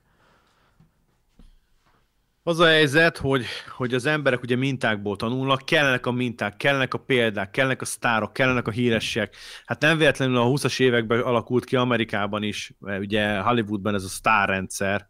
Tehát gyakorlatilag ez meg ugye a szemlélet is. Tehát az amerikai filmezésben, ezt már többször mondtam, most is elmondom, hogy például a plakátokon nem feltétlenül a rendező neve a legnagyobb. Ja igen, hát a színészek szoktak általában. Mindig annak függvén, nem egészen, majd mindjárt mondom a helyes megfejtést, mindig a népszerűség arányában láthatod a betű méretet. Tehát, hogyha a rendező a legnépszerűbb, akkor nyilván neki lesz ki. Ja, igen. Directed by mindig a húzónév ne lesz nagyobb, igen. Így van. Hogyha a rendező neve nagy, akkor oda van írva, hogy directed by Quentin Tarantino mondjuk például. De hogyha mondjuk van benne 3 nagy színész, érted? És a rendező mondjuk csak egy kisebb rendező, és a színész az nagyobb húzónév, nyilván ez mindig az adott rendeknek megfelelően, abban az esetben színészneve lesz kint nagyba. Tehát nem a rendezőnek a neve. És ugye ez egy olyan szellem, egy olyan hozzáállás, ami ugye mindenre rásüti a bélyegét. Ádám, mindenre rásüti a bélyegét, és azért születnek ilyen filmek, mint a Gladiátor 2. Ez mindenre rásüti a bélyegét. Mert a profit maximalizálás a lényeg. Ott nem az a lényeg, hogy te, tehát hogyha, hogy mondjam neked, és itt jön a képbe a Ridley Scott jelenség, hogy a Ridley Scott nem azért lett híres rendező, mert jó rendező. Kurvára nem. Hanem azért, mert sokat tudott rendezni, és volt körülbelül a 59 rendezéséből 3 vagy 5, ami jól betalált. Ennyi. Igen. Hát ez a számok törvénye, nagy számok törvénye, nem? Igen, ennyi, igen. Csak ez nagyon szar arány. 59-ből mondjuk 5 jó film. 59-ből 5 jó film. Mert itt végignézem a filmográfiáját, és egy rakás szar. Tehát olyan filmek vannak itt. Nagyon lehúzott szegény Scottot, nagyon lehúztad. Azért húzom le, mert nem tudok mást mondani. Mert van a 8. utas a halál, ugye az Alien első része, a szárnyas fejvadász, van a Thelma és Louise, a fekete eső, de az csak azért, mert nekem személy szerint egy ilyen, de szubjektív. Az 1492, az is egy közepes film. A Tomboló szél, az is egy közepes film. A G.I. Jane az csak azért, mert nekem tetszik, de az is egy közepes film. A Gladiátorral mondom, nekem az a legnagyobb bajom, de tényleg, hogy mondom, nem eredeti nyelven, és olyan suta volt hallgatni, bazd meg, hogy a római katonák, meg a rómaiak angolul pofáznak. Ez olyan rossz volt hallgatni, és ez a durva, hogy a fülemet. Az a durva, hogy ugye még a Gyűrűk urában is, jó, mondjuk a Gyűrűk ura az speciális világ, de még ott is az van, hogy ott a Tolkien az ugye saját nyelvet csinált a tündéknek, meg az orkoknak, meg a többieknek. Igen, tehát ott még külön nyelv is van. Így van. És itt meg most az egyetlen nyelvet, a latint nem tudták megtanulni. Igen. Nem is kellett volna nagyon verbalizálni, ez meg a másik. De mi egyébként szerintem az működhetett volna, hogy akkor csinálnak egy olyat, hogy bizonyos parancsokat latinul adnak ki, és akkor a többit meg angolul, vagy ezt lehetett volna keverni? Valahogy kitaláltam volna. Nekem az a helyzet áll, de megmondom neked őszintén, én pont ezért sem csinálnék történelmi filmet, mert én igyekeznék a történelmi hűségre. Tehát magyarul a Gladiátor az egy hogy fogalmazzam neked? Az egy ilyen lakossági történelmi lakossági, film. Ókori szórakoztatás. Az nem történelmi film. Ez egy lakossági történelmi film. Igen. És akkor, hogy végignézed a többi filmét a csávon, a tehát de egyébként ráadásul az a vicc, hogy a IMDb szkórok a Ridley Scottnál nagyon reprezentálják is ezeket a dolgokat. Tehát azok a filmek, amikről én beszélek, amik tényleg sikeresek lettek, azok nagyjából úgy egész jó pontszámot kaptak. De ez kemény, még az Alien Romulusnak is nagyobb a pontszáma. Hát erről beszélek. Ez kemény azért. És figyelj, és várjál, és egyébként a te általad kedvelt Hannibal is csak 6-8 az IMDb-n. Igen, a Hannibalt valamiért nem szerették. Azt hiszem, csak nekem volt nagyon... Hát erről beszélek, hogy az egy közepes film. Igen. Érted? És akkor még itt van a Prometheus, egyébként nekem Prometheus tetszett. Az nekem összességében közepes, de jó, különleges. Én azt mondom, hogy különleges volt, sok hibával. Nekem azért tetszett a Prometheus, mert egy eredet történetet igen. Hozott létre a izébe, gyakorlatilag az Alien sztoriába, amiből azt éreztem, hogy ott már kezd benne valami történet lenni. Mert amúgy a 8. utas halába lófasz, hát az egy semmi. Kibújik meg megeszi az Alien, meg belemászik a hasába, meg a száján keresztül, azt ennyi. De nem szól semmiről. Hát de igazából túlélé, tehát hogy valójában, hogy is mondjam, tehát igen, abból a szempontból szól, hogy bemutatja azt a legnagyobb dramaturgiai szintet, a túlélés szintjét. Érted? Tehát magyarul arra épít az egész film, hogy maximum tartjuk az adrenalint, az kész. Érted? Ez egy megúszós történet. Tehát az Alien 1 az egy vizuálisan fontos film, és ennyi. Azon kívül semmiről nem szól. Semmiről nem szól. De a Prometheus el akar mesélni valamit, hiszen ott kapsz egy eredet történetet, egy ilyen mythopoesis jellegű valamit, amiben, tehát hogy egy ilyen, hogy ott egy alternatív eredet történetet kapsz. Tehát mint hogyha a Tolkien Silmarillionját olvasnád. Érdekes, hogy nézem most a Ridley Scottnál, hogy a mentőexpedíció 2015-ben az elég jó, 8.0-as IMDb értékelést kapott. Ráadásul Magyarországon forgatták. Azt nem tudom, tudod-e? A Gladiátor 1 volt 8,5 pontos, a mentőexpedíció 8 pontos. Ez nem rossz. Szárnyas fejvadász meg 8,1. Igen. Azért mondom, hogy Ádám, tehát hogy az a vicc az egészben, meg a 8. utas alá 8,5.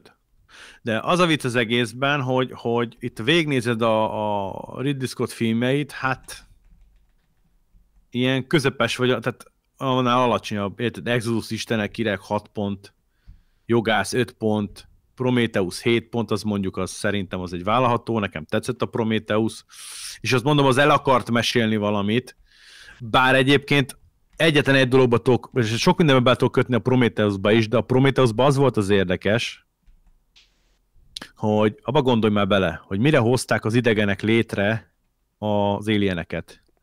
Azért, hogy learassák a hibás emberiséget, tudod? Igen.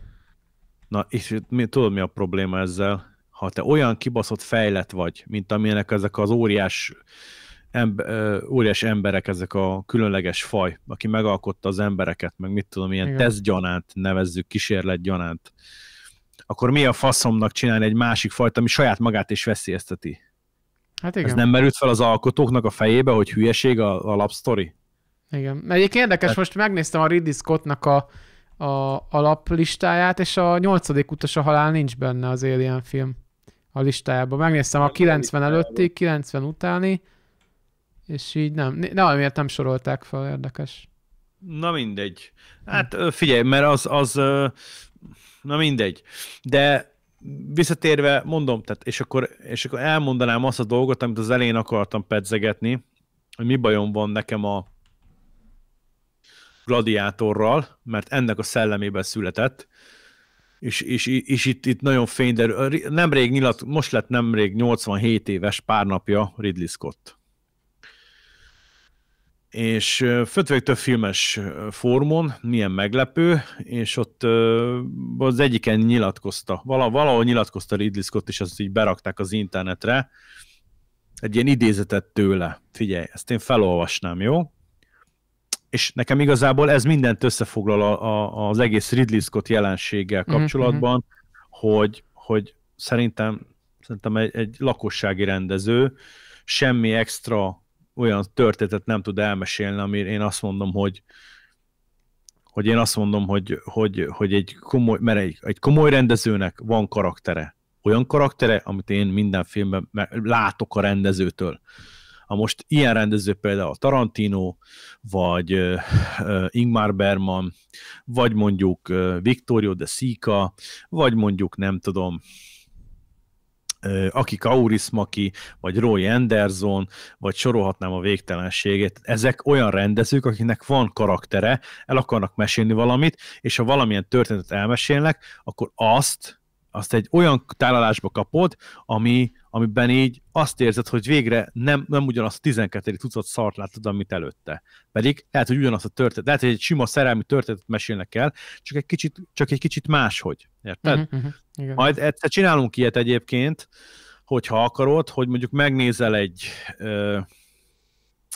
majd kirendezte a izéket, a zöld henteseket? Láttad a zöld henteseket? Nem. A Anders Thomas Jensen. Na, Anders Thomas Jensen az egy dán rendező, és kérlek szépen, ő neki csak ilyen különleges filmei vannak, és ez a film, ez egy sötét komédia, egy szatíra,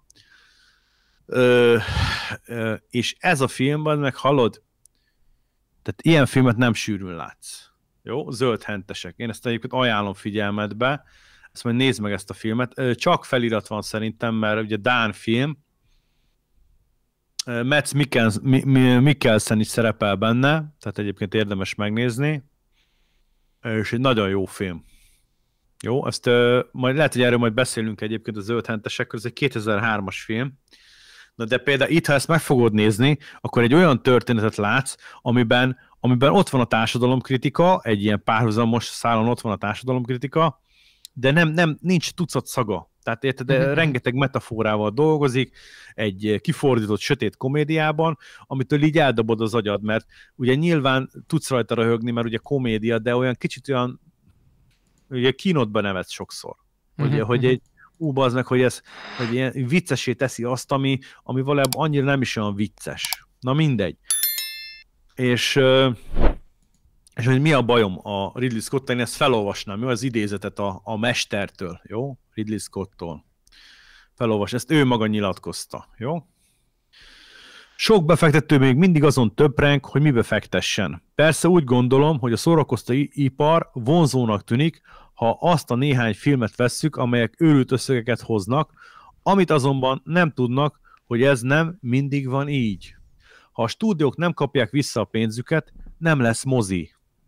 Tehát fontos, hogy a produkciók sikeresek legyenek, és ezt én teljes mértékben támogatom, mert nem csupán rendező vagyok, hülye sem. Elég régóta űzöm már ezt az ipart, bizonyos mértékig üzletember lettem. És tudom, hogy ez mennyire fontos. Ridley Scott. Tudsz mindent? Igen. Ennyi. Igen. Ezt Ridley Scott maga nyilatkozta. Tehát elmegy a büdös picsába. Röviden. Jó?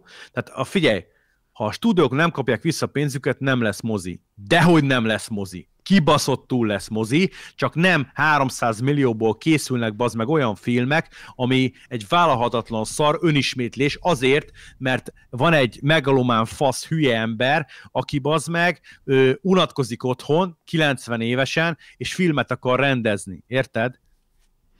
Tehát érted, hogy mi a probléma? Mert hogy ő fürödni akar a sikerben, és neki bazd meg mindenképpen kell a izé. Én is filmrendező vagyok, csak én bazd meg nem tudok 5 percenként filmet rendezni, mint ő, de ha csinálunk valamit, annak több tartalma van, bazd meg, mint az összes Ridley Scottnak, hogy elmegy a büdös picsába, bazd meg, mert de kurvára lesz mozi, csak mondjuk olyan mozik lesznek, amikben mondjuk nem egy tucat hülyeségek lesznek, ami 500-szor elismételt bődületes fasság klisék.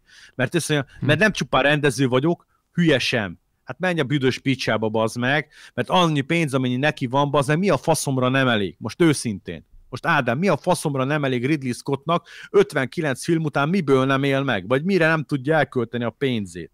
Mondom, hogyha lehet hinni annak, amit nyilatkozott, akkor szerintem egyszerűen ő csak ki szeretné élni a filmes hajlamait, és hogyha már kiélte, akkor már kerüljön moziba is. Kárára. Igen, csak hogy ő most úgy gondolja, hogy akkor már kerüljön moziba is, hogyha már filmezik. Ne a nézők kárára, Ádám, ne a nézők kárára, mert ez a Gladiator 2, itt is most fel fogom tenni azt a kérdést, hogy mi a fasz értelme volt megszületni a Gladiator 2-nek. Mert ebben a formában szerintem semmi. Hát figyelj, szerintem amit mondott a produkciós... Azon kívül, hogy Ridley Scott papa 87 évesen unatkozik otthon, nem bír bazd meg pulóvert horgolni, hanem inkább, mert ő szeret filmet rendezni, akkor rendezzek egy kibaszott filmet. De ne a nézők kárára legyen oly kedves. Érted? Hát hagyja meg a teret, bazd meg, akkor inkább adjon pénzt tehetséges filmeseknek. Bárkinek. De ő mi a fasznak? Akkor legyen ott szakmai. Igen, lehetett volna producer is. Annyi pénze, hogy lehetne producer is simán. Producer is egyébként filmeket. Csak azt nem értem, hogy akkor miért nem ezzel foglalkozik már 87 évesen. Ha már mindent megrendezett, ami nem az lenne logikus, hogy csúcson kéne abba hagyni. Hát figyelj, szerintem nem, neki nem, mert valószínűleg az van, hogy ő teszi a dolgát, ő csak szeretne élete végéig filmezgetni. De ne a nézők kárára. Hát ő, érted, hogy mi a probléma? A filmet azért rendezel, mert olyan nézőknek rendezed a filmet. Na de ha a nézők nincsenek megelégedve a produktumoddal, érted? Az a baj, hogy Ridley Scott pont azon a szinten van, hogy még egy csomó embert megetetnek az ő hülyeségével. Érted? Tehát pont annyira rendez jól filmet, hogy azért a közepes szintet megüsse, és a nevéből még elfusson. Csak azért csomó helyen, ha megfigyelted a kritikákat, csomó helyen elmondják ugyanezt, hogy azért most már jó lenne nyugdíjba vonulni, mert miért nem a kibaszott egyetemen tanítod a filmrendezést, bazd meg. Az is presztízsel jár. Hát ha bemenne egy egyetemre tanítani, bazd meg, és az lenne, hogy Ridley Scott workshop, cinema workshop, hát egy-két ember leszopná magát. Sőt, biztos én is leszopnám magamat, hogyha elmehetnék, bazd meg, egy Ridley Scott workshopra, de könyörgöm. Mert azért mondjuk kíváncsi lennék, hogy mit mond el egy ilyen workshopon, de bazd meg, az is presztízs, az miért nem elég? Hát már letett annyi dolgot az asztalra, mi a fasznak nem elég? Értem, hogy szeret filmet rendezni, én is szeretek filmet rendezni. Na, de én nem tehetem meg minden nap, mert nekem nem fingják a seggem alá lóvét, mert az én seggem alá is fingnek a lóvét, én minden nap én is forgatnék. Csak én 44 vagyok, bazd meg, ő meg 87. Nekem ráadásul van mit mondanom a világról, az én generációmnak, neki már nincsen, bazd meg. Hát ő már elmesélt mindent. Hát látszik az összes filmje, egy önismétlés az egész. Igen. Hát igen, egyébként ja, nincs túl sok 8-as filmje, 8-as vagy nagyobb, kevés van. Hát pont ez a trükkje az egésznek, hogy pont annyira rendez jól filmet, hogy mindig kihozza ilyen 6-osra. Igen. Ilyen 6-os, néha 7-es, és akkor ilyen jó kötelező nézhető. De ilyen volt bazd meg és Hitchcock is. Annak is van, vagy nem tudom hány filmje, amit rendezett, az is ilyen lakossági rendező volt, mert nyilván sok jó dolog van, amit ő is kitalált, meg sok minden jó dolgot letett az asztalra, érted? Hát nem erről van szó, de ott is bazd meg, hát a Hitchcock is tudod mennyi, bazd meg, 68 filmet rendezett.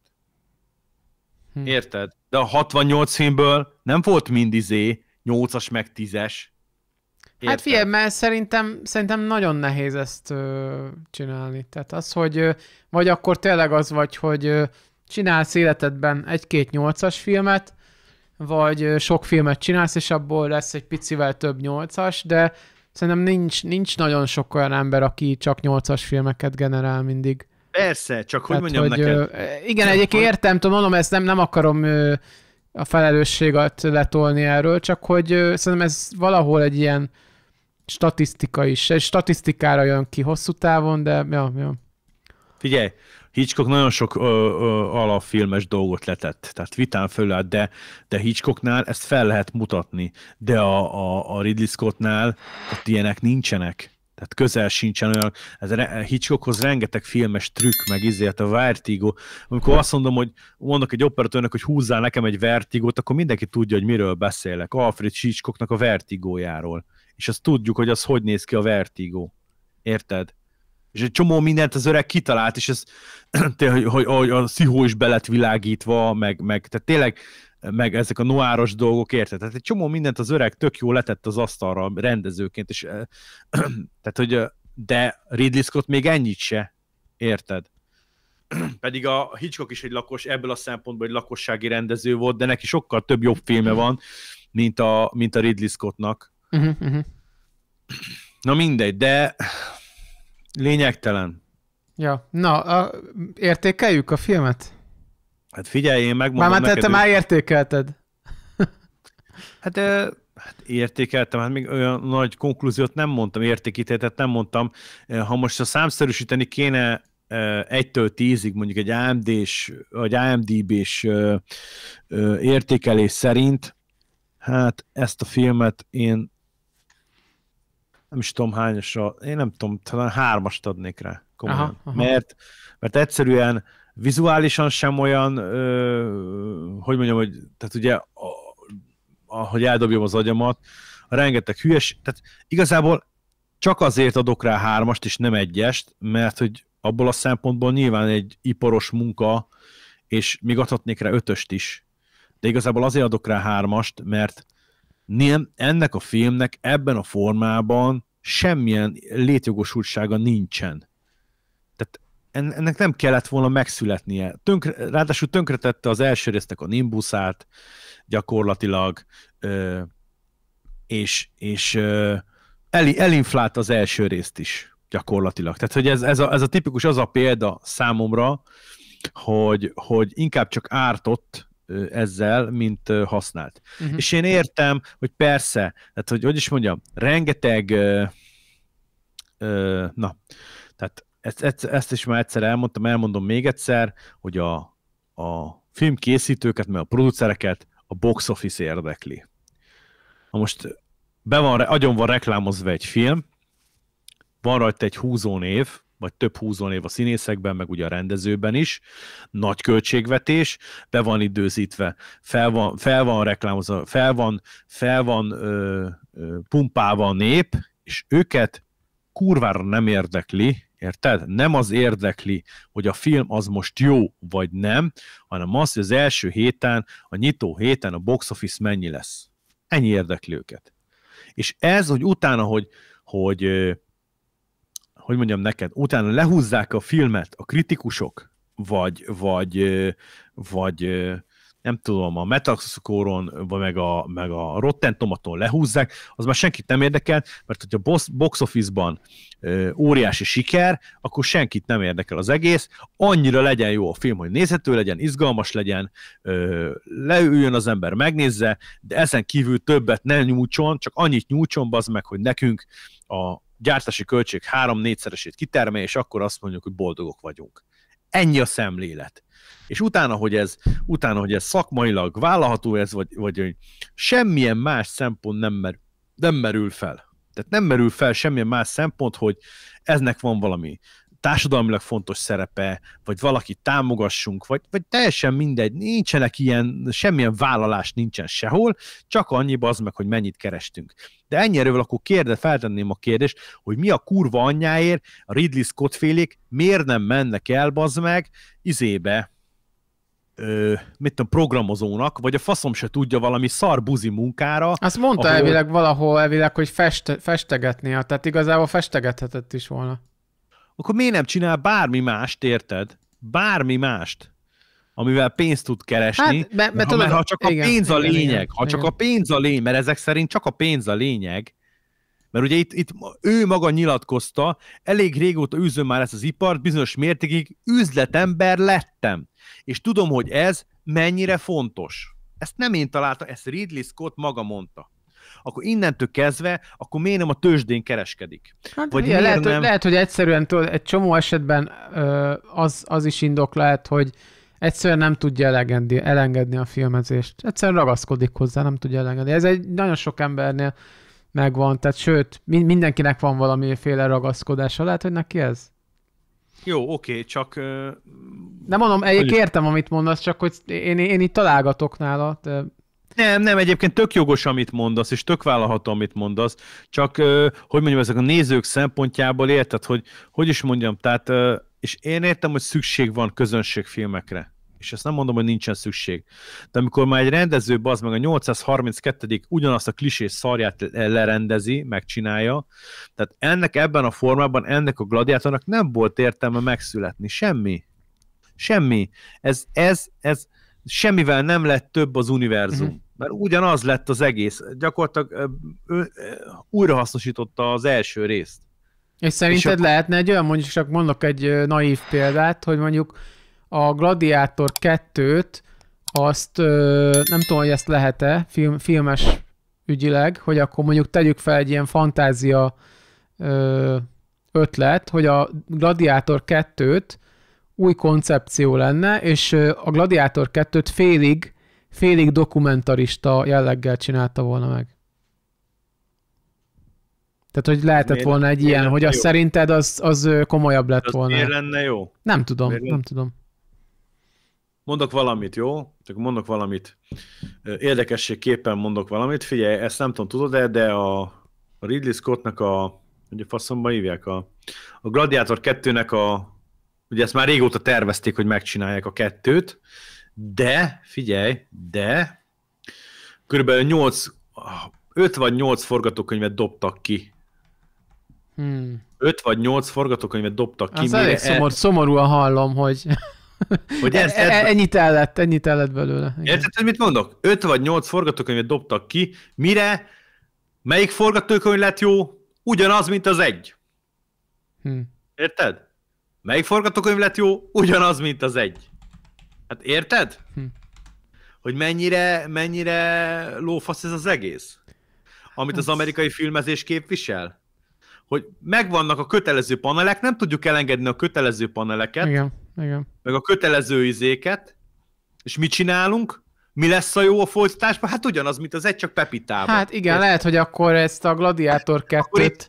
Nem kéne ezen elgondolkodni, itt valami baj van már magával az egész amerikai filmes szemlélet. Igen, de egyébként csak így játszunk el a gondolattal, hogy akkor te kinek adtad volna, melyik európai rendezőnek adtad volna oda? Hát, hogy mondjam, ez egy nagyon nehéz dolog, megmondom miért. Mert hát én egyébként az egyik fel, hogy én nem nagyon hiszek a folytatásokban. Hát általában a folytatások az esetek 80-90%-ában nem szoktak jók lenni. Ez az egyik fele. A másik fele meg az, hogy azzal, hogy egy teljesen más karakterű rendezőnek adod oda a Gladiátort, vagy ezt a filmet, az teljesen kifordítja a filmnek tehát az első részhez képest, ez egy nagyon veszélyes játék ez is. Mert ha az első filmhez képest te egy olyan rendezőt, akinek nagyon karakteres és egyedi stílusa van, akkor azzal vagy jót csinálsz, és óriási siker, ez egy hatalmas kockázat. Vagy hatalmas bukás. Tehát akkor az még ennyi se lenne. Igen, tehát az még ennyi se lenne, mint ami mondjuk most a Ridley Scott összehozott. Érted, hogy akarom mondani? Igen, tehát nagyobb a kockázat. Nagy valószínűséggel az a normálisabb, és az szokott jó lenni, hogy az folytatja az első részt, vagy a második részt, aki az elsőt csinálta. Eznek kéne a normálisnak lenni. Na de látjuk, hogy azért néha ez sem jön össze. Mert ez most itt van egy folytatás, a nagy büdös semmire. Mert ennek, hallod, azon kívül, hogy dolgoztak a filmes szakemberek, dolgoztak, mit tudom, egy évig, most mindent összevetve, azon kívül ennek semmi értelme nem volt ennek a filmnek. Semmi. Mert ha csak az a biznisz, hogy én meg akarom keresni a befektetett 300 milliómnak a háromszorosát, akkor sokkal kényelmesebben meg tudom tenni, Ádám. Meg tudom tenni, hogy elmegyek, veszek rajta bazd meg bitcoint, vagy tőzsdézzek, érted? Nincs, érted? Egyedül ülök a szobába, bazd meg, verem a makkost, és keresem a pénzt. Figyelj, képzeld, egyik ismerősöm még voltak Ausztráliában, csak hogy ezt miért mondom el, majd mindjárt megérted. És kitalálták, hogy a barátnével csinálnak egy Ausztrália körtúrát, és kibéreltek egy autót Sydneybe, vagy mit tudom, hol leszálltak a repülőről, tök mindegy. Hogy majd egy hónapig kocsikáznak, így Ausztráliát körbe kocsikázzák. És az egyik, mentek így a kocsiba, és egy ilyen tópartján megláttak egy ilyen, hát ilyen közepesen szakadt, ilyen középkorú úriembert megláttak, aki horgászott. Éppen megpihentek ők, és megettek valami szendvicset az útszélén, és elkezdtek beszélgetni ezzel az úriemberrel. És tudod, mit csinált az úriember? Mit? Kérdezték, hogy mivel foglalkozik, és azt mondja, semmivel, nem csak semmi. Hát de mégis miből keresi? Hát néha tőzsdézek. Az volt a munkája a csávónak, bazd meg, halott, tök halál nyugodt volt a csávó, semmit nem csinált, csak azzal foglalkozott, hogy éjszaka dolgozott, volt vagy 2-3 számítógépe, így az időeltolódás miatt akkor nyitottak a Wall Street-i tőzsdék, és semmi mással nem foglalkozott, Ausztráliából éjszaka pár órát tőzsdézett. Ennyi volt a és vígan megért belőle, mert napközben meg horgászott. Meg lógott a lábát, meg... Hát igen, azt mondják, hogy ez az igazi siker, akkor, vagy szabadság, amikor úgy töltheted el az idődet, ahogy szeretnéd. Akkor könyörgöm, mi a faszt kell, bazd meg, 1000 fős nagy produkciót csinálni, 300 millióból, ha úgyis az a vége az egésznek, érted? Hogy pénzt akarok keresni. Érted, Fie, mi van? Én például mondom, lehet, hogy most én játszom a naivat. Lehet, hogy most én játszom a naivat, de én el tudom képzelni, hogy egyszerűen csak nagyon szeret filmezni, és nem tudja tűrtőztetni magát. Én is nagyon szeretek filmezni, és ezt ne értsük félre. Csak akkor, hogy mondjam, akkor legalább kicsit erőltessük már meg magunkat, és próbáljunk már meg valami olyat csinálni, ami kicsit több, mint a... Hát lehet, hogy ő ebbe gyerek. Lehet, hogy ő ebbe lett egy nagy gyerek, a Ridley Scott. Hát köszönöm szépen. Ez egy tökéletes végszó volt.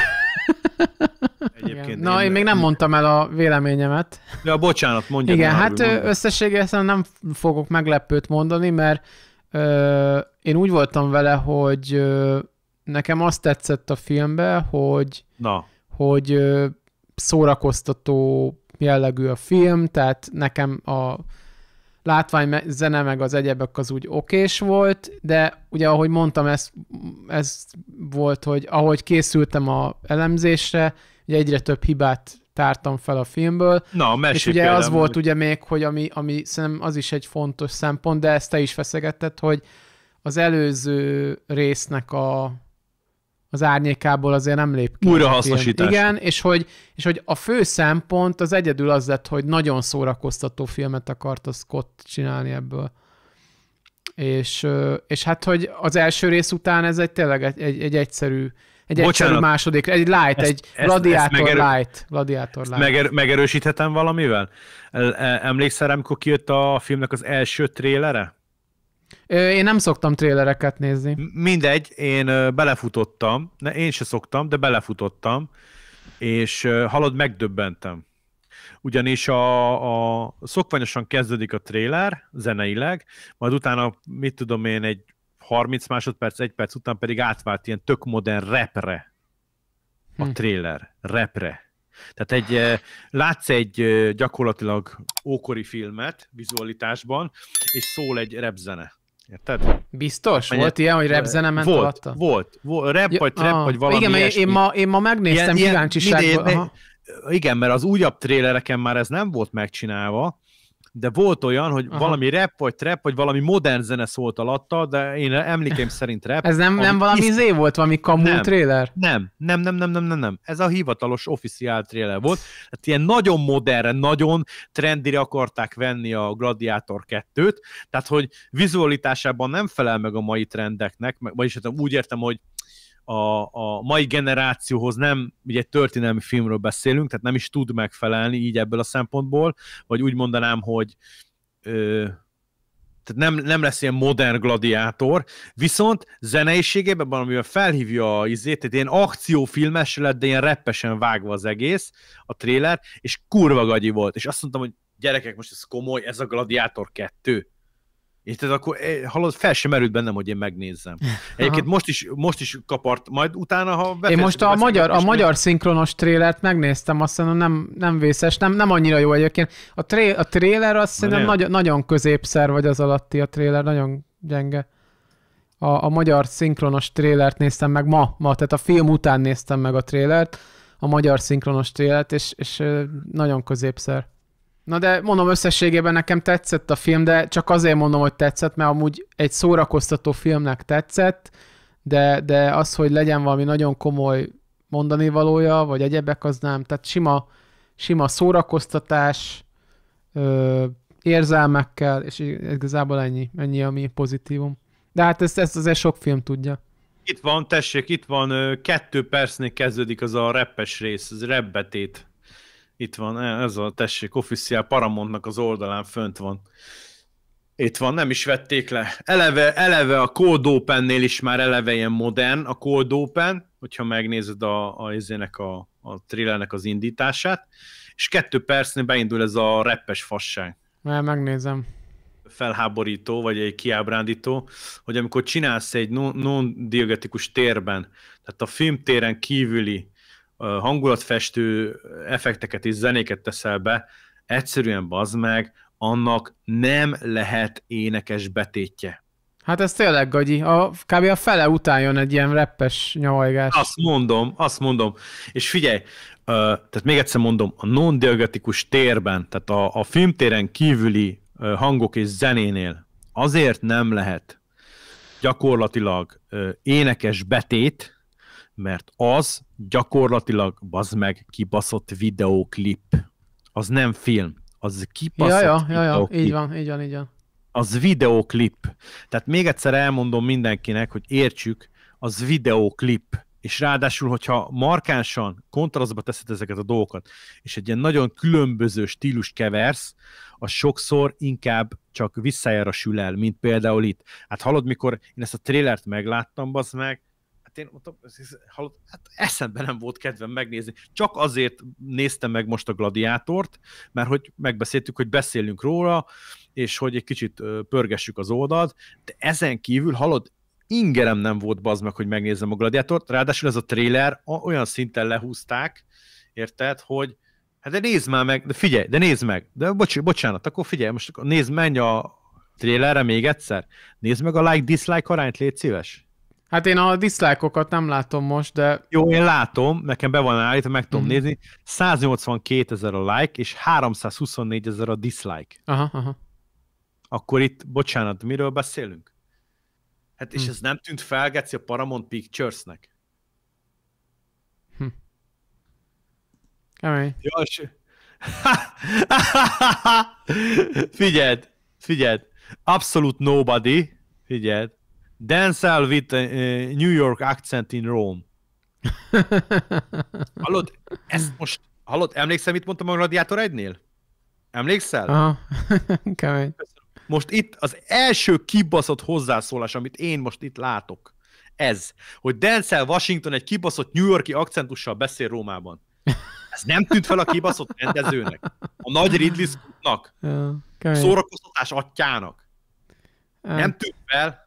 Hát bazd meg. Érted? És ez az ember bazd meg rendez filmet, Geci. Ennek adnak pénzt.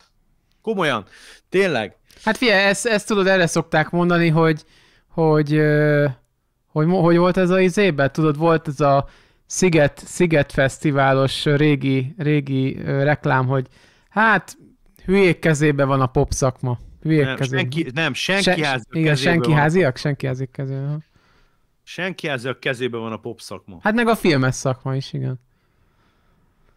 Igen. Úgyhogy ez bazd meg, hallod? Tehát figyelj, érted? Most nyilván nincs tökéletes film. Oké. Ez rendben van. De bazdmeg, ha megnézel egy Tarantino filmet, hallod, most csak ott is szórakozol, bazd meg. De ott markánsan van egy egyedi karaktere. Sokszor van olyan részek a Tarantino filmekben, ami önmagát se veszi komolyan. Érted? De ott azt látod, érzed, úgy van megcsinálva, úgy van kitalálva, úgy van végiggondolva. De hát itt bazd meg, hallod?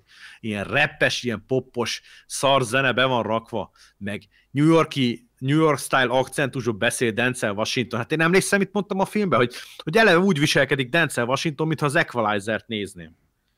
De nem hiszem el tőle a szerepet. Aha. Kemény. Mert egyszerűen, na, és akkor látod? Hát nem csak én vettem észre, ezek szerint. Most a csávó, az mindegy, hogy ő most az akcentusként említi meg, de a lényeg ugyanaz. Tehát ugyanabba az irányba mutat, hogy nem úgy játsza, hogy az kellene, hogy én azt elhiggyem, hogy ott egy római ember van. Egy ex-gladiátor. Kemény, igen. Egyébként izén gondolkodtam még, erről nem beszéltünk, ez lehet, hogy már megint kicsit messzire vezet, de annyi, hogy mit is akartam, hogy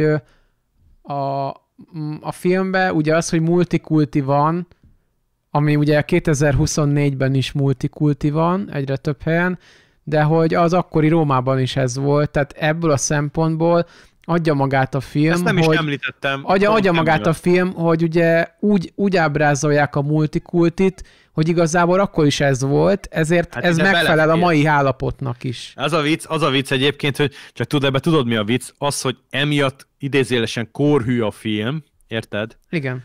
Ez eddig rendben van, csak itt azt tudjuk, hogy nem azért kórhű, mert hogy kórhűséget csináltak, hanem hogy a multikultira érted, hogy miért más miatt, tehát hogy az, hogy ez egybevág, az egy dolog. Érted, hogy mondom? Igen, hát ez így alakult, igen.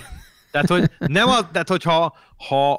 tehát ők akkor is így csinálták volna meg a filmet, multikultis fasságban, hogyha Rómában nem így lett volna a dolog. Lehet, de mondjuk olyan szempontból nem volt úgy multikulti, hogy nem láttam például ázsiai nem volt a filmben. Na jó, de oké. Tehát, hogy azért annyira nem volt multikulti, hogy ázsiai legyen, jó, meg nem tudom, brazil, meg filippino, meg egyebek.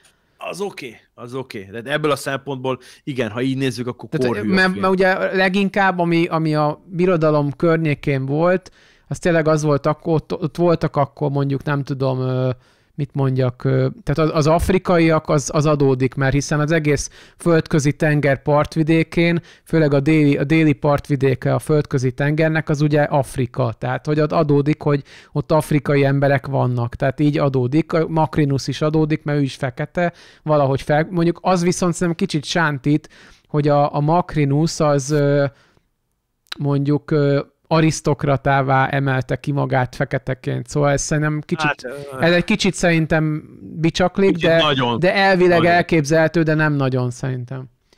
Összefoglalhatjuk a dolgokat, úgyhogy egy szórakoztató film. Ez a pozitív szöveg és negatív végszavam, hogy ez egy szórakoztató film. Ez a pozitív és a negatív végszavad? Igen. Hát igen, csak én nem tudtam ezen szórakozni. Hát, hogy is mondjam, én annyira nem élveztem ezt a filmet, igazából nekem ez egy kötelező szenvedés volt. Vagy tudod? Az előnye és a hátrány is ennek a filmnek, hogy lakossági szar. Lakosság Tesco gazdaságos gladiátor. Tesco gazdaságos gladiátor. Denzel Washington New York-i akcentussal.